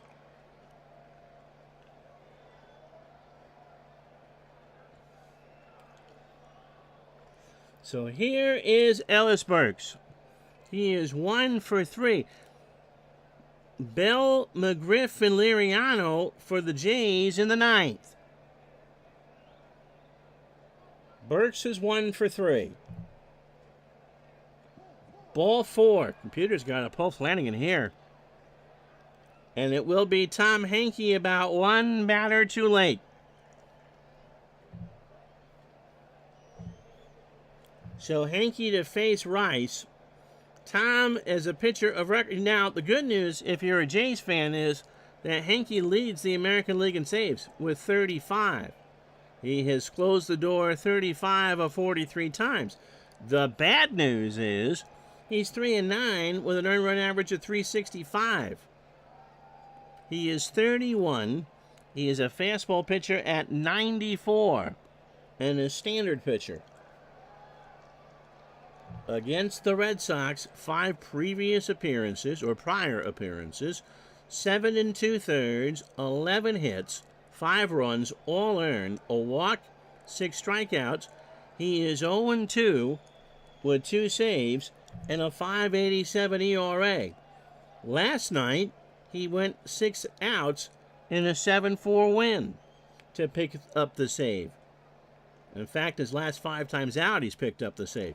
36 pitches, 3 innings, a solo homer, and a strikeout. So overall, 69 innings, 71 hits, 31 runs, 28 earned, 8 homers, 24 walks, and 62 strikeouts.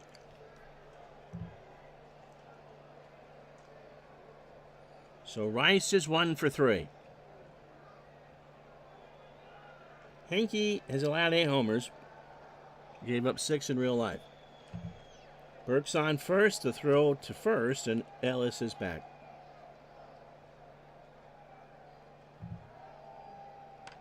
Center field, back goes Mosby, and Lloyd will make the catch.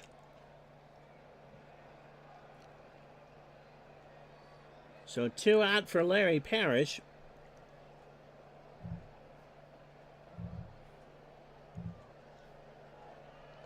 And they'll pinch hit Dwight Evans right here. Dewey at 292, 25 homers, and 99 RBI. 2 for 3 as a pinch hitter. Henke, that wind blowing out to dead center. He's got to be real careful how he pitches to Evans. Fly ball to left. We go to the bottom of the 9th. The Greenwell homer has tied this game at 1.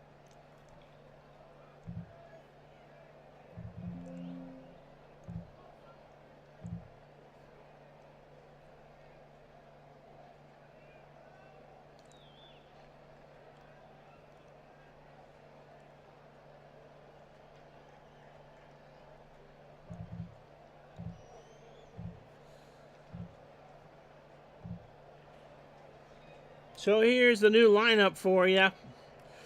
It'll be Dwight Evans, a 6 and an 8. He stays in the game and right. Boggs will bat third and play third. He's a 7. Evans is 7th in the lineup.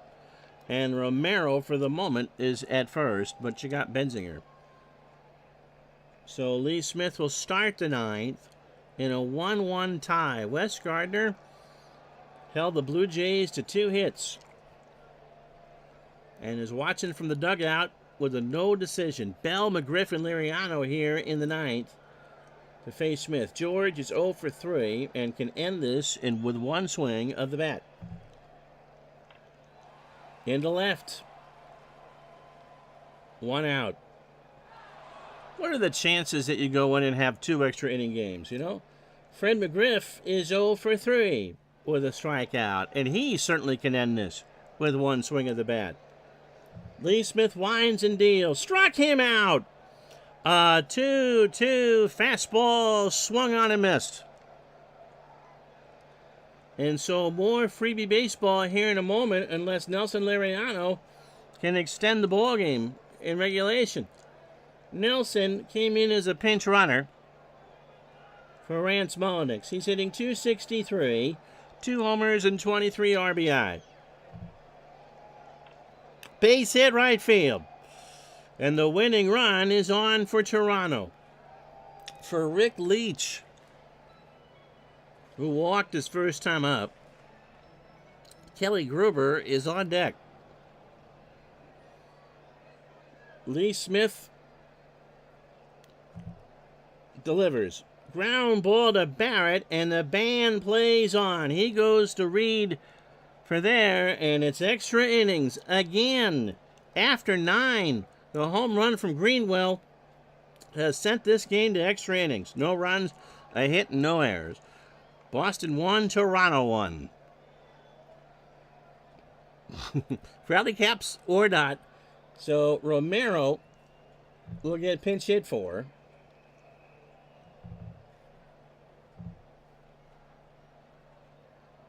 Todd B does have a pinch hit home run. Overall, 272, 10 homers, 53 RBI. Yeah, rest in peace, Bruins fan, to Louis Tion. Benzinger will play first. It'll be Gruber, who could probably bunt for a home run. Lee and Fernandez to face probably a new Red Sox pitcher in the 10th. Benzinger, fly ball to left. Bell, 1 out. Here's Cerrone, 1 for 3. Rick has singled and struck out. So Hanke in his second inning of work. Ground ball to Hanke. He throws it to McGriff, 2 out. Well, because of appointments and stuff, we didn't stream after last Wednesday, but my goodness, 2 extra inning games and a doubleheader. Jody Reed is 2 for 4. He is singled twice. Hanke deals, and Reed draws the walk, so he is the go-ahead run for Marty Barrett, who is 0 for 4. Red Sox have 8 hits. The Blue Jays have 3. Both teams have a run. Marty laces this to left, and it'll drop right in front of Bell. So Reed, will he go to third? Bell throws it in the infield. Reed goes into third. Look who's up. Wade Boggs with runners on the corners. Boggs has a 10-game hitting streak. He is 0 for 1 in this one. I don't know who I'll bring in for Boston. I don't think Lee Smith has it. Well, he could technically go another inning.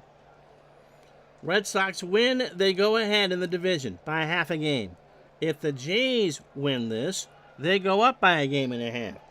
Hanke deals. Boggs up the middle, a base hit. Reed scores. Barrett, is Marty going to go to third? He is. Fernandez cuts it off. Hanke's day is done.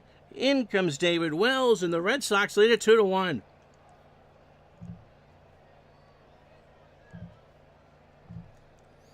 So Mike Greenwell, who homered in the 9th to tie the game at 1, will face David Wells, who's 25 years old. David is 4-2. Again, the good news is the record. The bad news is the ERA. 31 appearances. He's 25 years old. He features a curve but throws a 93-mile-an-hour fastball, and it's a double fly ball extravaganza for Wells.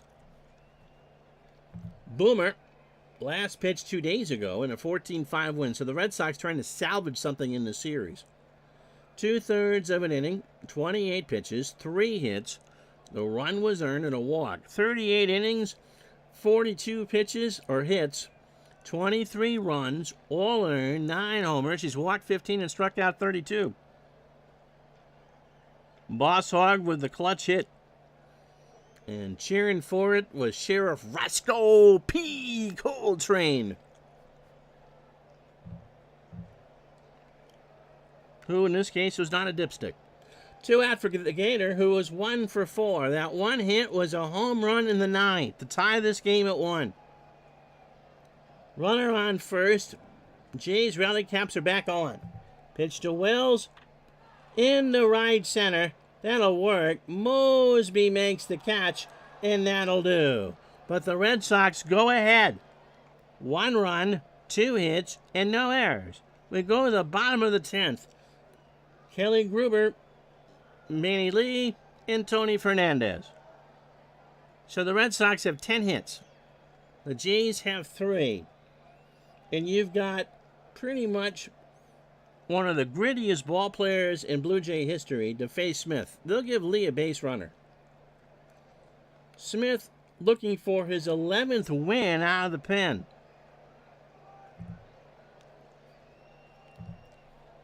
The game insists I have 9 fielders. Todd Benzinger, who is not a good first baseman, is a 2 out there. Comes in. So again, the stage is set. Lee Smith is ready. And Rob Ducey? No. Not going to pinch it here. You want Gruber at the plate. Pinch hit for Manny Lee, for goodness sakes. Pitch to Gruber. Struck him out. An 0-2 fastball, and Gruber chased. So 1 out. See what they do with Lee. If they pinch it here, I would do it. Nope, Lee's at the plate. Struck him out. So Smith gets a good morning and a good afternoon on a full count curveball. 2 out. Last chance saloon for Tony Fernandez, who was 1 for 4. Remember, they walked Lee in the 8th, and Fernandez was able to get that run in. There is a .4 chance he can homer here. Nobody on, 2 out, bottom of the 10th.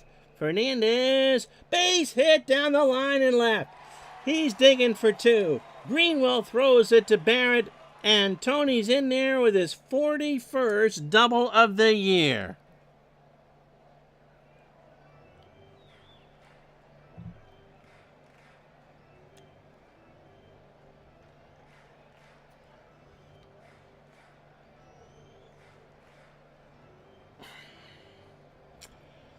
So, do you burn Bruce Hurst to try to get the lefty Mosby?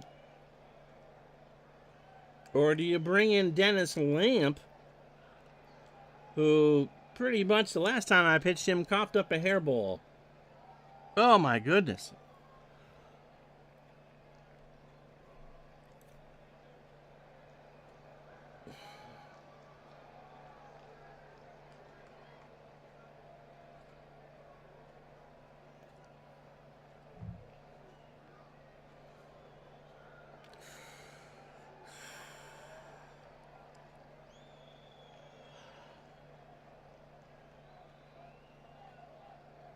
The only pitcher that's not exhausted there really isn't any tomorrow. If you look on the right there, it shows you the expected numbers against Mosby. For Hurst, the on-base percentage is .426. And for Lamp, it's .366. The chances of a run are pretty similar here. 22.2. These are the reasons why I am not a real manager.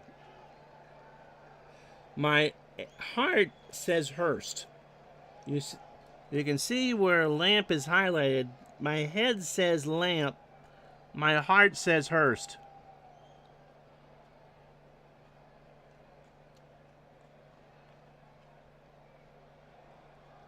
Yeah, not good either way. Anyone else want to chime in here? Hurst or Lamp? I mean, Stanley's the best option, but Stanley's pitched 3 days out of the last 4.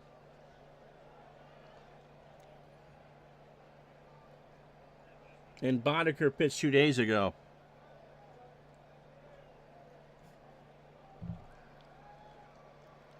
And Clemens pitched 151 pitches yesterday. Yeah, I think it's Lamp. Well, Lamp does have 3 saves. He is 2-5 on the year with a 4.76 ERA. He is 36 years old. He has the Groucho marks painted on grease pencil on the masking tape mustache. He is a fastball pitcher at 83. And a ground ball plus pitcher. He needs 1 out. He last pitched 2 days ago and took the loss. He didn't retire anybody in a 14-5 loss. He threw 11 pitches. Oh, we did this game. 5 hits, 5 runs, all earned. He gave up a homer. So a bit of vindication here for Lamp if he can retire 1 batter before giving up a run. He has thrown 68 innings. He's allowed 80 hits, 37 runs, 36 earned, 5 homers, 19 walks, and 41 strikeouts. We may be reaching the longest stream ever here on Retro Sports Network. We're at 2 hours, 21 minutes. Tony Fernandez is the tying run on second, and Mosby does have some power. 2 out, bottom of the 10th. Lamp trying to get the last out.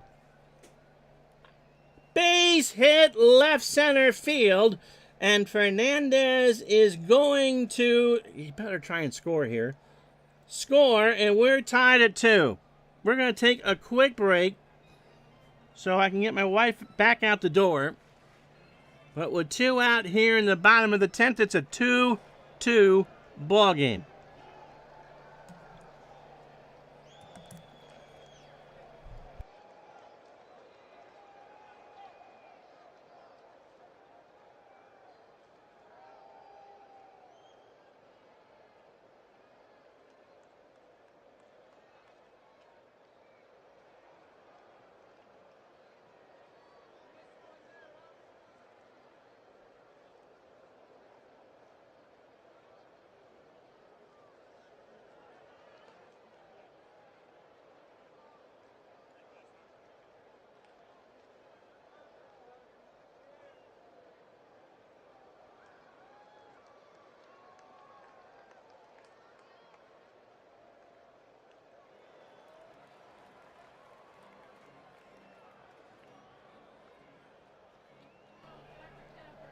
Dr. Pepper. This one goes 14.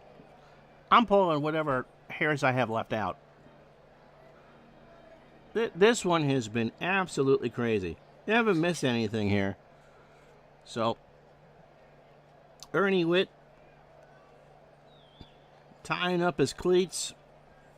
Dennis Lamp looking like a lost dog on the side of the road. And we'll have the conclusion of this game right after this.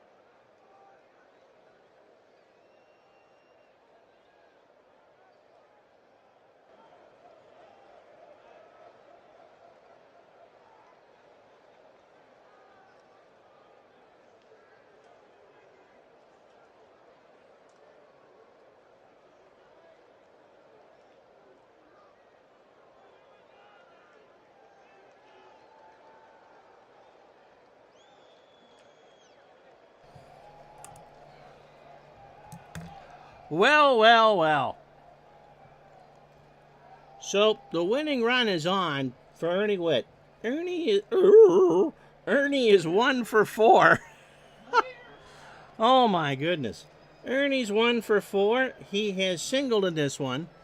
2 out, bottom of the 10th in a 2-2 tie. Mosby on first. He'll steal second.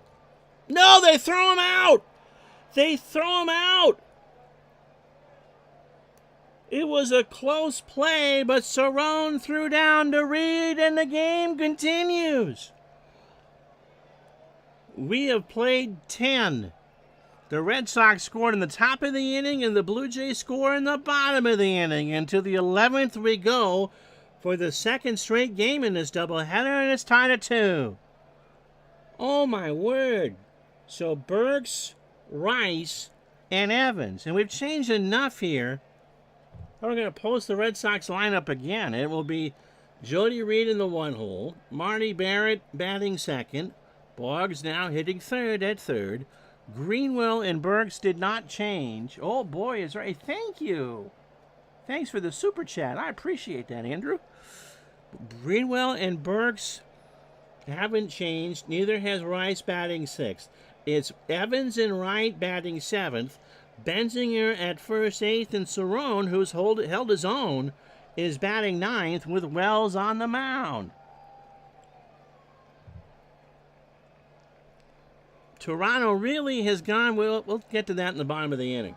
So Burks is 1 for 3 with a walk and a single. And David Wells starts the 11th with a base hit into left field. Bell will pick it up. I suppose the last 2 hours and 27 minutes really has been all that in a bag of chips. Here is Jim Rice, who was 1 for 4 in this one with a single. You fed her? All right. So the cat doesn't care. She's about to get fed. The wife's about to go to work, and Jim Rice digs in, who was 1 for 4. They throw to Burks, and Ellis is back. Ellis is 26 steals. Wells delivers, and Rice hits a base hit in the left center field. Bell will cut it off. Burks, Bell bobbles it out there. How about that? And everybody's going to move up 90. So George Bell picked a terrible time for his 7th there. The infield is playing in for Dwight Evans, who is 0 for 1. And you think you've reached the portion of the program. Who was the Red Sox pitcher that I can't think of it? Who was pitching in Game 6? Steve Crawford. In Game 5 of the 86 at ALCS, on the mound in a tight game, who famously said, and I quote, "If there was a bathroom on the mound, I'd use it." And I think David Wells feels the same way right now. Dwight Evans, by the way, is driven in 99 on the year. He's got a chance to drive in 100. And they're going to walk him, which is absolutely the right move. So there is nobody out. The bases are loaded for Todd B., who is 0 for 1. Benzinger has driven in 53. There is no place to put him. But that was the right move for Toronto. Wells deals. Ball 4, and Burks gets a free pass home. And the Red Sox go up 3-2. Unbelievable. For Rick Cerrone, who was 1 for 4 and a strikeout. How you doing, Brent? It'll be Witt, Bell, who made that huge error in the top of this inning. And McGriff, see you later, baby. In the bottom of the 11th. Wells has got to feel like the loneliest man in Canada right about now. And Ernie Witt does his best to calm him down. Wells from the stretch. Right field, shallow. Here's Leach. Rick will make the catch. Rice better not go. And he won't go. Don't be dumb. Don't be dumb. 1 out for Jody Reed, who was 2 for 4. There's a bulletin outside my door, right? Jody has singled twice, scored, and walked. Base is still loaded. This might be 2. McGriff waits for it. He goes to the plate to get Rice, and that's big. That's 2 out. So the bases remain loaded. They get Rice at the plate. And here's Marty Barrett. Marty's 1 for 5. I think we picked the right 2 games to do today, gang, don't you? Pitch to Barrett. Into center field. Mosby will track this one down and make the catch. The Red Sox leave them loaded, but the bell error. Who does the bell toll? It tolls for the Red Sox. They get the go-ahead run on 2 hits and 1 error. And we go to the bottom of the 11th here. Dennis Lamp gets a reprieve from the governor, and the Red Sox lead at 3-2. And again, Witt, Bell, and McGriff. 1 to tie, 2 to win. Ernie is 1 for 4. Right back to Lamp, over to Benzinger. 1 out. If the playoffs are like this, we are in for such a treat. So here is George Bell, and George has a bit to atone for. He is 0 for 4 with a strikeout, but his error following the single in the top of the 11th allowed the go-ahead run to score. So Lamp trying to lock down his 3rd win. 3-2 Boston, 1 out. Pitch to Bell. Struck him out. And 0-2 fastball got him. And now it's up to Fred McGriff, who is 0 for 4 with 2 strikeouts. And we leave Lamp in. The temptation is Bruce Hurst, but you don't want to use him yet. The run won't beat you, it can only tie you. Struck him out, and the Red Sox win it. Dennis Lamp points to the sky, gives Rick Cerrone a hearty shake of the hands, and the Red Sox close out their season schedule against the Blue Jays by going back into first place. Oh my word. 3 hours and 47 minutes.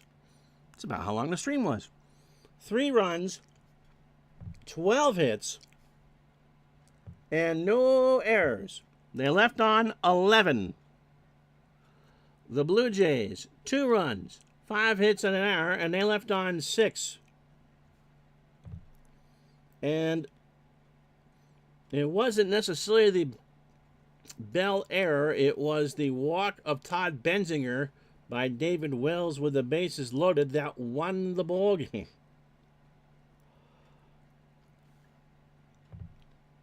So Dennis Lamp, yep, where is Mike in the truck now? Dennis Lamp gets the win. 3 and 5, blew his 4 save. Wes Gardner, I mean, the Blue Jays torched Roger Clemens the day before. Wes Gardner, in a pretty much a must-winning game, takes a no-hitter in the 6th, throws 7 innings, 2 hits, a run. It was earned. He walked 3 and struck out 3. Lee Smith faced 12 batters. He threw 52 pitches. He allowed the tying run in the 8th, or no, the first one in the 8th, 2 2/3, 2 hits. Flanagan, 8 1/3, 8 hits. The home run to Greenwell in the 9th, a walk and a strikeout. Henke and Wells. Henke was pitching tired, and you could tell, and Wells just was like a lost puppy.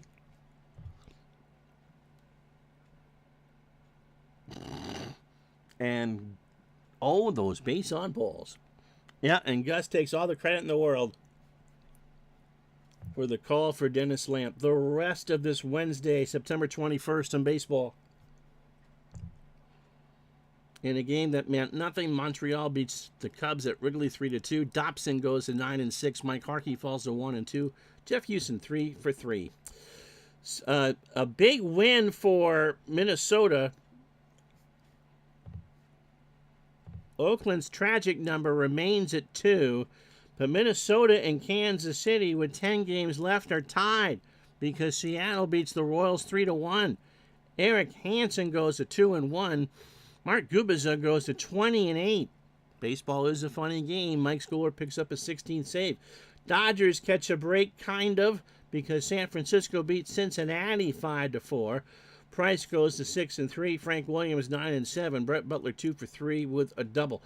Mets beat the Phils 5-3. Sid Fernandez 12-7. Freeman 1-3. Mookie Wilson 2 for 3.